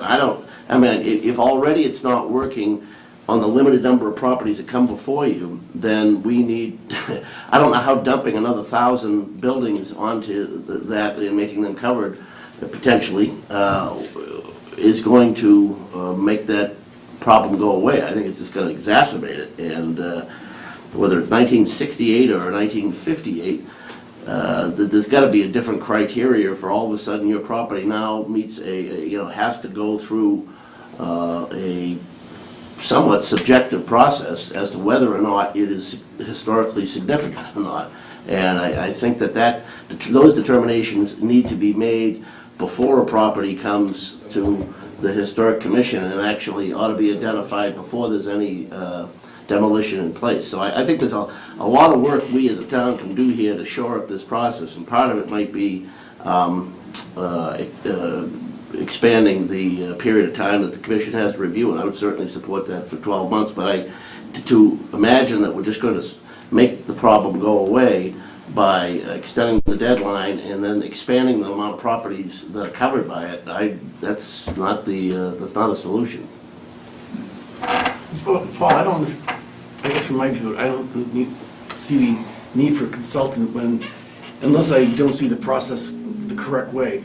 Well, what process? I'm just saying, I'm willing to go to that. I'm just trying to tell you how I see it, all right? Your house is 70 years old, whatever it is, and someone wants to have it torn down. Isn't it that time that the commission takes a look at the house? Yeah. And who better to look at the house to see whether it's historically significant or not? Well, I said it's awfully arbitrary. Why is my house built whenever it was historic? You're just giving these, a group of whoever the 5 individuals are at that point, the power to determine what's historically significant and not. On what basis? Basis is what they've been doing all along. I'm not an expert on it, but they would be. Well, I don't know. I asked for the process and protocols last week. There aren't any. Well, it's if, So, well, wait, please. Okay. You did ask what the protocols were, we didn't get an answer, so I'm gonna give them another opportunity Sure. to the commission. If you could just answer the question, just as to what the criteria, what the process is when this scenario comes up. yeah, What is the I mean, process? so the commission looks at architectural significance, historical significance, cultural, so we look at those factors. And when a building comes up for delay, we have contacted realtors to see if they can help us find people who might be interested in purchasing a historic property. And we've also contacted landowners to see if they might be willing to move a historic building to their property. Historic based upon a determination by the historical commission. Yes. I see, I will get to you, I promise. I will get to you, I promise. So, it still seems like it's kind of loose. And if the 5 of you left here tonight and decided, sir, if I could, just. I'm a member of the commission. Understand. Oh, I see, okay. All right, I'm sorry. Thank you.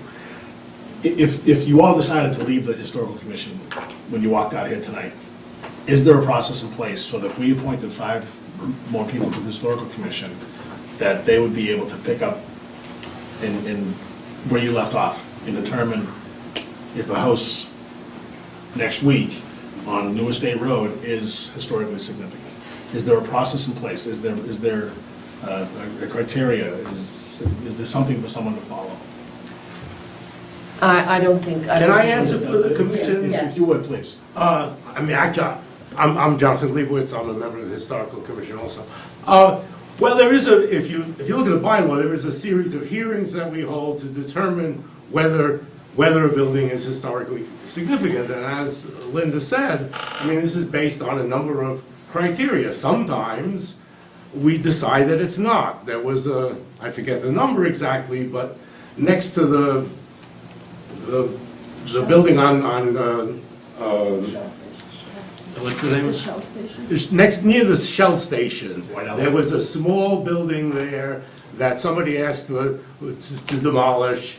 We met, and we held a hearing. We didn't hold a hearing, actually. We met as a commission. We looked at it, we said, no, this is probably not historically worth preserving because of the factors that we talked about, you know, the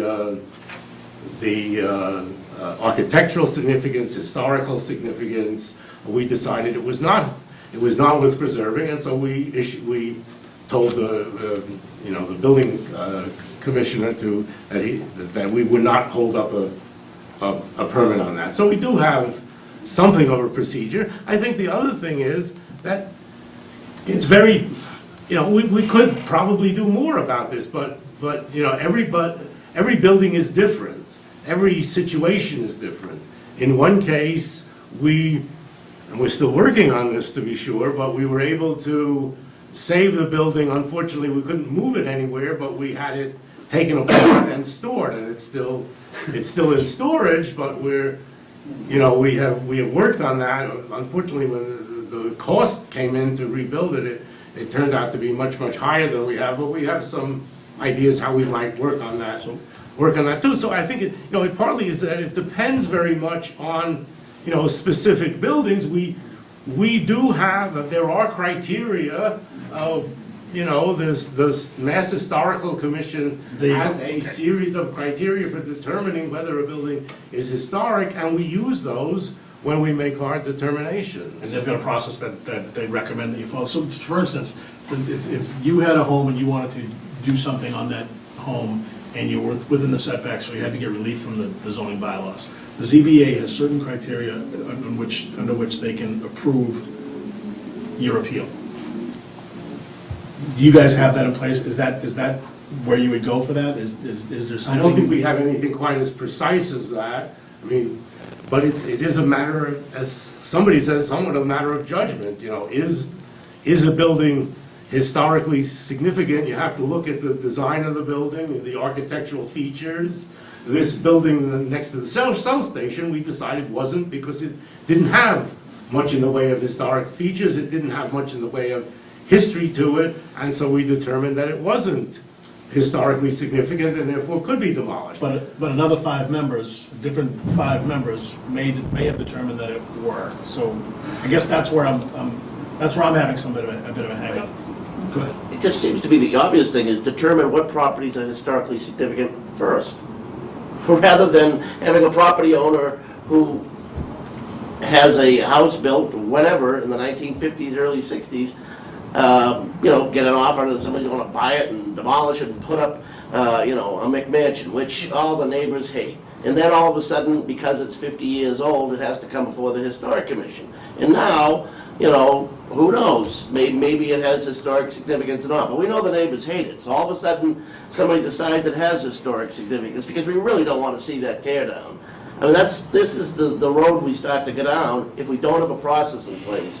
And if we don't back ourselves up by having a historic, a full inventory. If that's a big funding need, let's do it. Let's get the full inventory done. Rather than just saying, a date and time, you're at our mercy, or at somebody's mercy at a future date. That's a significant taking from people at a future date and time. If they no longer can state with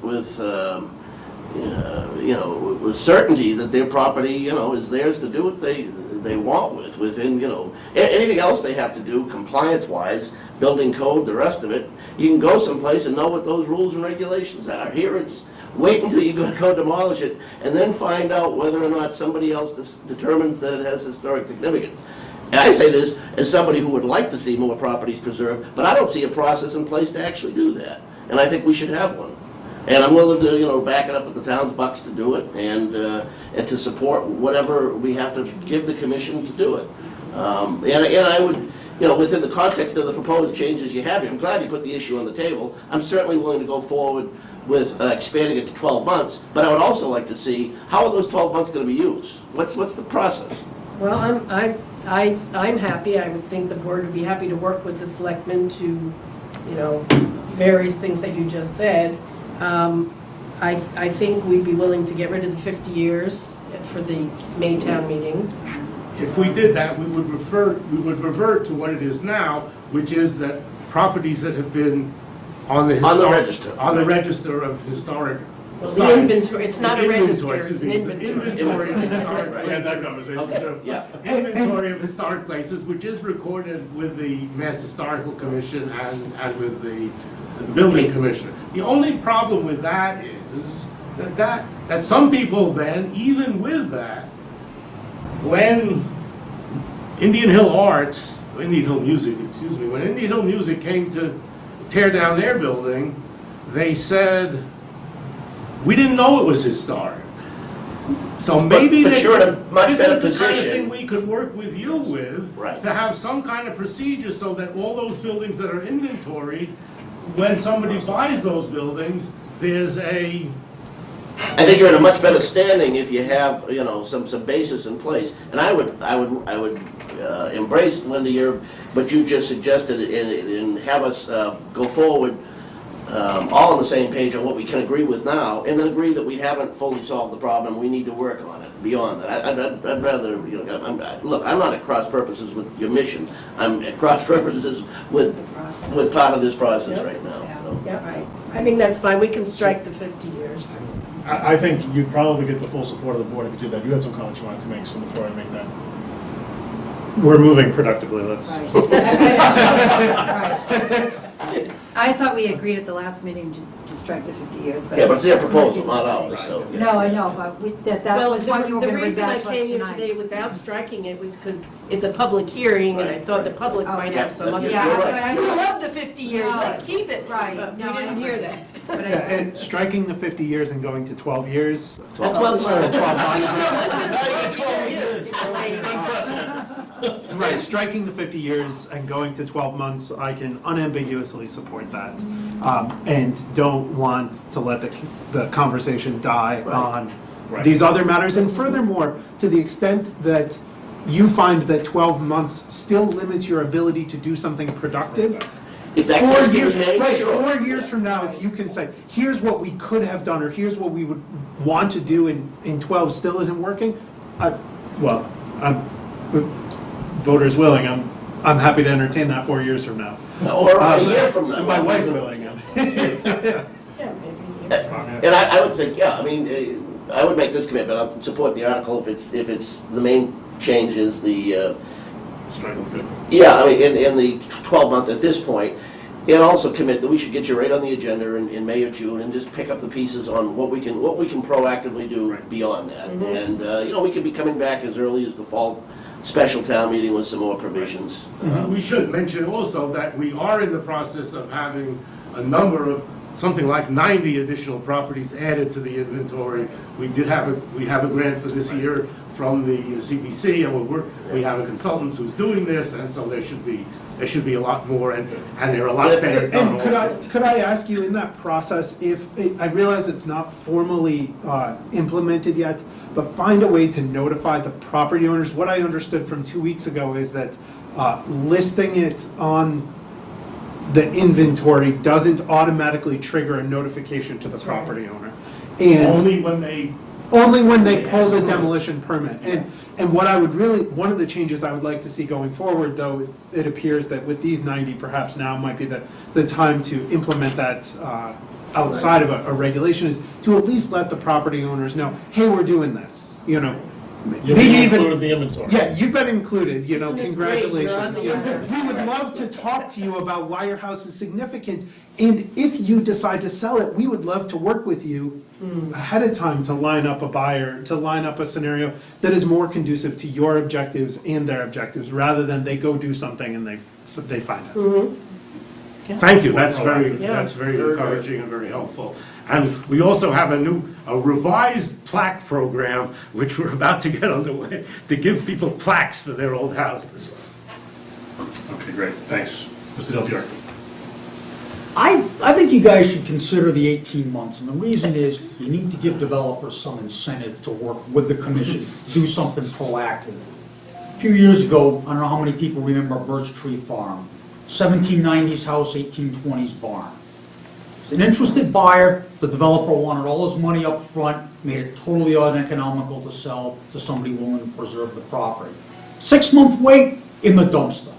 6 months is nothing to a developer. 6 months is absolutely nothing when you consider permitting. 12 months isn't really all that much better. You put 18 months on, now it's starting to be a little bit of a incentive, to put it the right way. But what I would rebut that with 18 months, notwithstanding the fact that other towns have implemented this, is perilously close to a regulatory taking of some sort. And that's precisely the wrong logic to go forward with. If you show us that you need, show me that you need 18 months to do it properly, fine. But to use it as a you know, basically a punitive measure, you know, that's. So, yeah, but the concern is 12 months, I say, okay, it's gonna take me that long to get through my subdivision permitting. Why should I even bother spending a minute with the town? I'll just wait it out, tear it down at the end. And, you know, how do you get past that attitude? I mean. Well, I don't want to repeat myself too many times, but I'd suggest that, you know, the town be in a position to have some funding available to the Historic Commission, so if they determine a property has enough significance that they have the, you know, teeth to come in and, you know, match an offer to buy it if it's on the historic list, and slap a conservation, a historic restriction on it, and then resell it and replenish your funds and, you know, move on. That's nice in theory, but I still remember Birch Tree Farm and developed, like I said, that was one case. And the only save I know of is the long store, and there was a commitment by all parties involved to try and save the building. Thank you, Jerry. But All right. We're prepared to move forward, I guess, right? We have consensus, I think? Well, I mean, it's still, I mean, it's still it's there. the Historic Commission's article, so. Right, but They don't If have- those two changes are made, I'm happy. Yeah, they don't have standing to submit it, because they're not elected, but they're bringing it to you, so.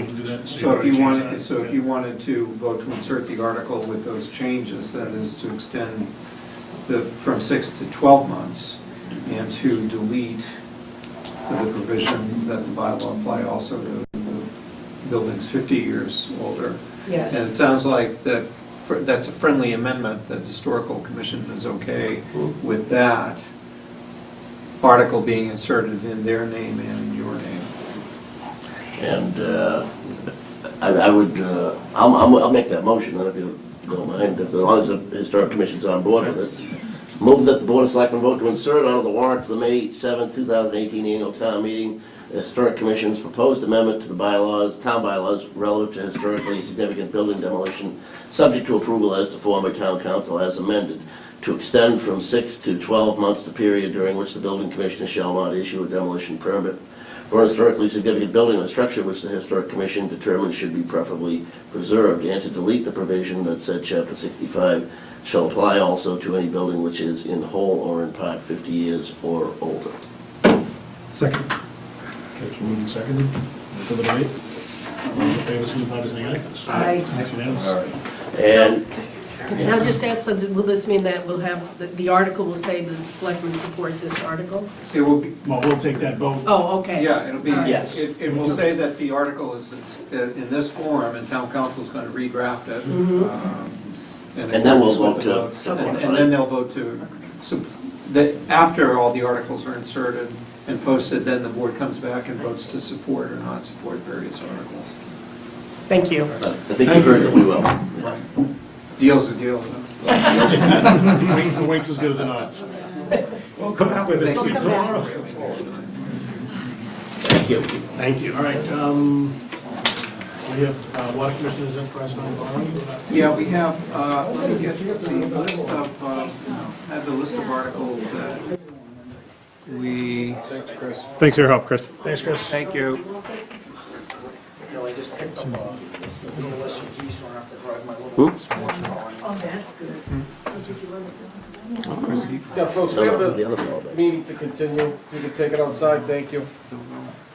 Muscles. Oh, you talking to Larry? You want to take it outside, Anthony? So what remains, and I've highlighted them here, is that there are just a handful of articles that need to be inserted onto the warrant, which have not been inserted already. Those that are shown in blue. And those that you don't vote to put in are shown neither in bold nor in blue. So for example, in the annual warrant, the water commissioners will put in 6, the Water Enterprise Fund. CPC will put in Article 9. On the next page, the water commissioners will put in, and the commissioners are meeting next Wednesday night, the 21st, and they will vote on their 3 articles. The petition to Article 22, you don't have to, that's put in by voters, and that's it. So what's left is, we have 3 articles in the special, a technical one that's been offered by bond counsel. There's $1,000 that needs to be reappropriated under a change in the law, so it's very arcane, but we've written it. A stabilization fund article that we would put money in, we would put money from free cash into stabilization fund in the special town meeting in special 4, so that you can then take it out in 5 and 6. In 5, we just talked about taking out $251,000 or whatever it was for the, to fully fund the blended CPA. We would then take out $350,000 in Article 6, which is to establish which establishes the special fund for indemnity. We're taking that out of the stabilization fund that we just funded in 4. Right, we're putting in an amount in Article 4 to take it out in 5 and 6. 3-cut money. And then the last, pretty much. the last article in the special is a home rule petition, which would authorize for a particular firefighter filing special legislation to be able to have the law, and we're negotiating with the union about the specific wording, but we have a placeholder article to make the employee whole as a retiree eventually. So that's what we seek to accomplish there. In the annual town meeting, in Article 5, in order to carry out the intent that we pull money out of the debt exclusion stabilization fund and apply it to current fiscal year debt, excluded debt, that we figured that rather than put that excluded debt in the operating budget article and then have the operating budget article be subject to a 2/3 vote, we would pull it out and put it into an article all by itself, so that the excluded debt would be raised in Article 5, not Article 4, and the excluded debt would be paid for by transferring money out of the debt exclusion stabilization fund, doing precisely what we intend to do, which is to not pass that cost on to the taxpayers, but instead pay for it with the fund balance. Park and Rec. Chuck's going to explain that one to town meeting, Yeah, right? Park and Rec has its enterprise fund, and Alicia was here for a while, but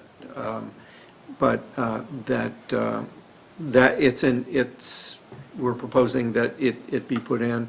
Park and Rec commissioners arguably could put it in on their own vote, but you can choose to do so if you like. The personnel bylaw amendment placeholder article is we will come forward with motions that specifically propose to amend the salary schedules.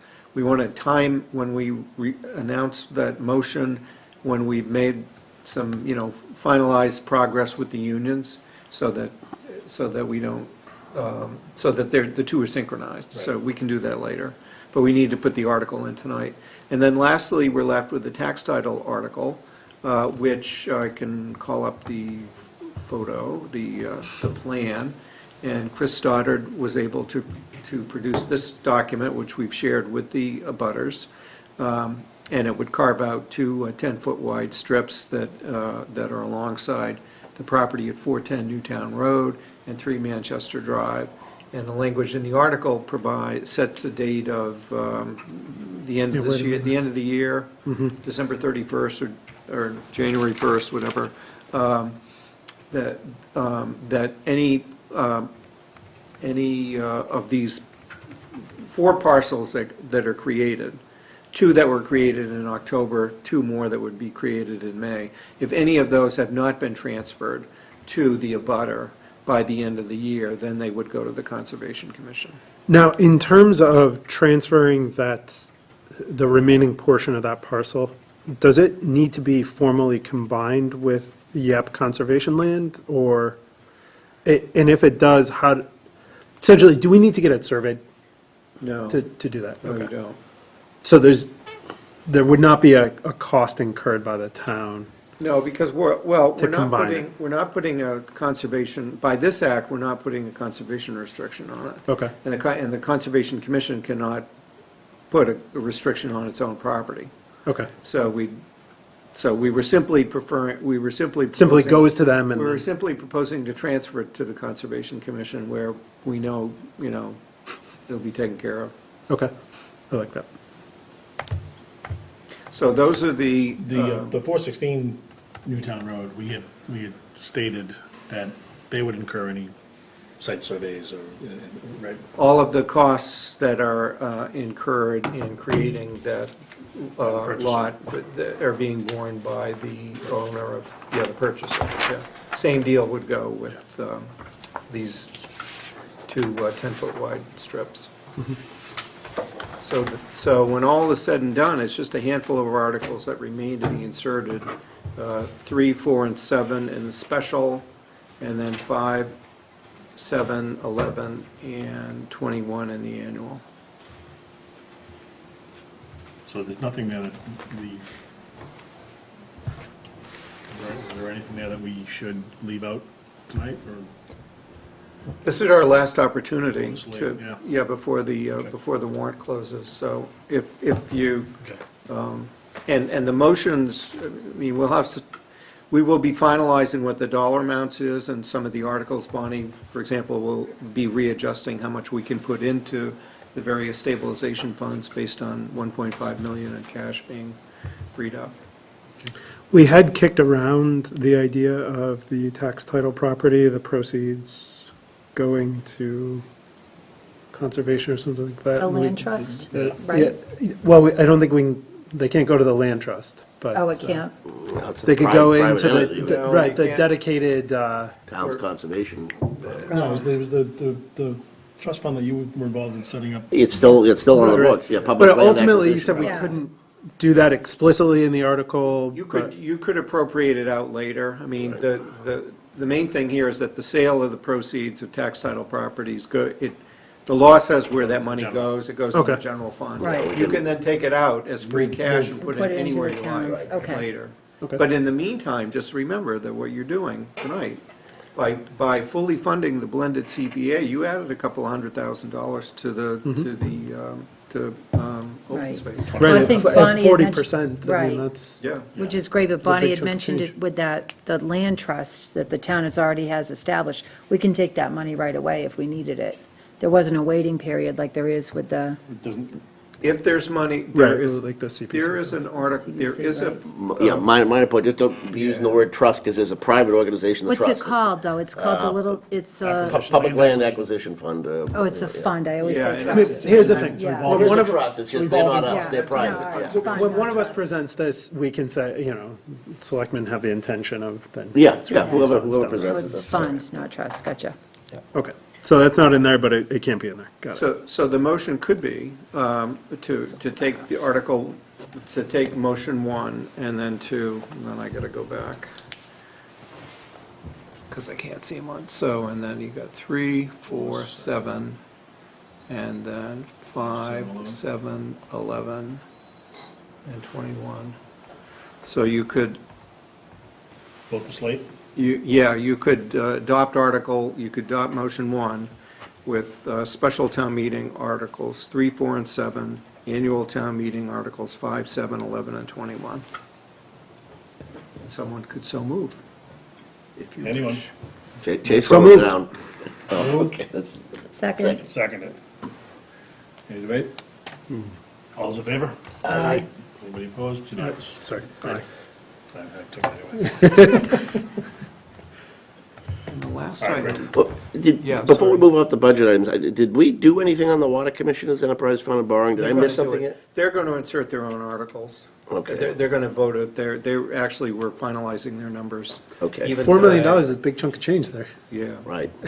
But what's good about it, and I put it in the footnote. Can we put them right in front of the they seal? have- They built up a healthy, both the enterprise funds have built up healthy fund balances, because they were both like almost zero Yeah. a few years ago, and they're gradually getting larger and larger enterprise fund balances, which is an important thing, because then if the revenues don't come in some year, that they can go to their fund balances and build up money that could be used for capital, too. That's Is that in the, part because of the commercial development?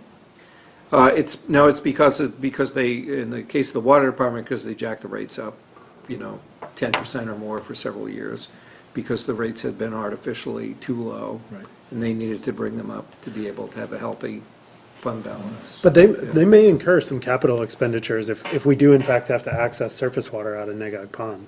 I mean, that's. Yeah, and one of the articles they're considering is a borrowing article, which would require them to dip into debt service. It's all the rage these days, borrowing articles. Yeah, why not do water and sewer There you in the go. same meeting? So- Okay, so, we have a dedication? Dedication, everybody okay with? No, I'm not okay. I'm okay with the suggestions, but this notion that we can't get a list at this day and age, the information age, where that's I don't care what the Secretary of State's office did. We have a lot of well-paid bodies in this building, a lot of bright talent. You can't come together with a list of who died in the town of Littleton last year. Combine the burial list at West Lawn with the list of death certificates at the clerk's office. Compare it with a Google search of the Littleton Independent, the Lowell Sun, the Boston Globe. there you go, produce a list. I mean, that's, going backwards on such a basic thing is just ridiculous. I would suggest we request the town clerk to produce that list, because I don't think, I'm not sure it's fair. Well, I'm not sure the burden is I don't- hers, but that has been historically Well, where we've got it from. But if that's the case, fine. I mean, send the message wherever it needs to go, but what the heck, that's crazy. We should be able to I'd produce rather that not list. commandeer the rest of the staff to do that. Okay, Perform well, a that, function that's been done forever by the town clerk's office. That's I don't- fine, I but don't know you're- why others would have to pick up that but slack. I'm just following the org chart. You're our administrator, whatever you want to do with that is Well, okay with me. Right now, we're not in charge of the death list. Town clerk's in charge of the death list. That's We're only in charge of the living. not the most cooperative, whatever, I mean, Mr. Chairman, I don't know, whatever. Doesn't that seem like an eminently solvable problem? It seems as though it should be. Yeah. So, but I think what the clerk has done in the past is tried to select people who have had, That got away from, the clerk used to give us a list, and the board picked people out. Now, that's, We've always picked. yes. This is brand new, I think. That's, yeah. Because I remember going through the list. Exactly.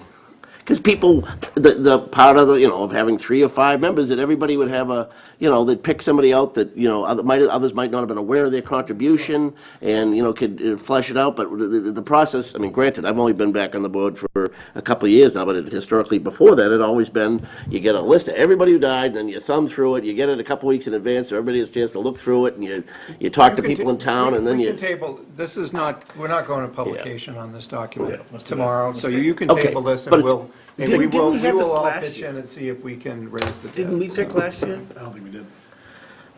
Yeah. I don't think we did. I didn't get a, I remember having a list and going through a list. Always. You always had a list. Always had a You list. always had a list. Last year? We asked for it every year. Every year, we asked for it again this year, and we couldn't get it. I must have been absent. And I didn't push for it, but I mean. There's always a list. She We gave me always that had a answer. list. Look, I don't deny that there may be a legitimate change that the Secretary says, so what? We have to have an internal process that we can create that. I mean, it's, I just got a text from town clerk saying that she did it intentionally to aggravate you. If we could. Her and I I'm conspired. happy- Yeah. all right. I don't have a problem with All right, anybody. so I will, Keith, you want to take care of that? Do you want me to reach out to Diane? Yes, I can reach out to her. We can. If it's something she needs help with, then, fine. I mean, Right, but but we will table this matter until a future meeting, and we will extend whatever assistance the town clerk requires in assembling the list. Where do death certificates go?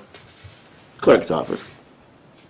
So There's a there's a Department of Vital Statistics Which is the as first. well. the No, state no, level, the yeah. state, state level. So, I'd like, well, ask the guy with Badger, where does he send them to? right. To find out. Yeah, I it's mean, supposedly at the. if they're all going there, municipal and State level as well. And it's not complete, but also T.C. Bailey at the cemetery would have a list of all the burials the past year, too. Yeah, but that would just be burials and. Right, well, They could not be Littleton residents. true, but we'd have at least, we gotta start with some list somewhere here. As I say, you can also go to Google for the Globe, and the Independent, and the Sun, and you're gonna get them all, somebody can weed them all down. I ain't, but somebody Should I can. adjourn? Yes, that's a good one. I'll make that motion. Second. All those in favor, signify by saying aye. Aye. Aye. Oh, did we have minutes, Keith? No, we didn't. No, Folks, thank you very much. Our next meeting is the 26th. Right? Yeah, 26th. that's right. Yeah, on the 19th, we have the Next Monday, there is a, is it a hearing? public information Public forum. information. Public Information Forum at the Littleton High School Auditorium at 6:30 PM. If you have any questions, if you're trying to get more information about the Smart Sewer Program, please come out with questions, come out just to get some information. It's all at the website, too, so if you want to do your research first and come in with questions afterwards, right, Keith? What's the link? Is there something? We'll post the link here. Okay. I'm clear what the name is. That link will be attached to the summary of this meeting. So thanks very much, folks. Be safe, and see you on the 26th.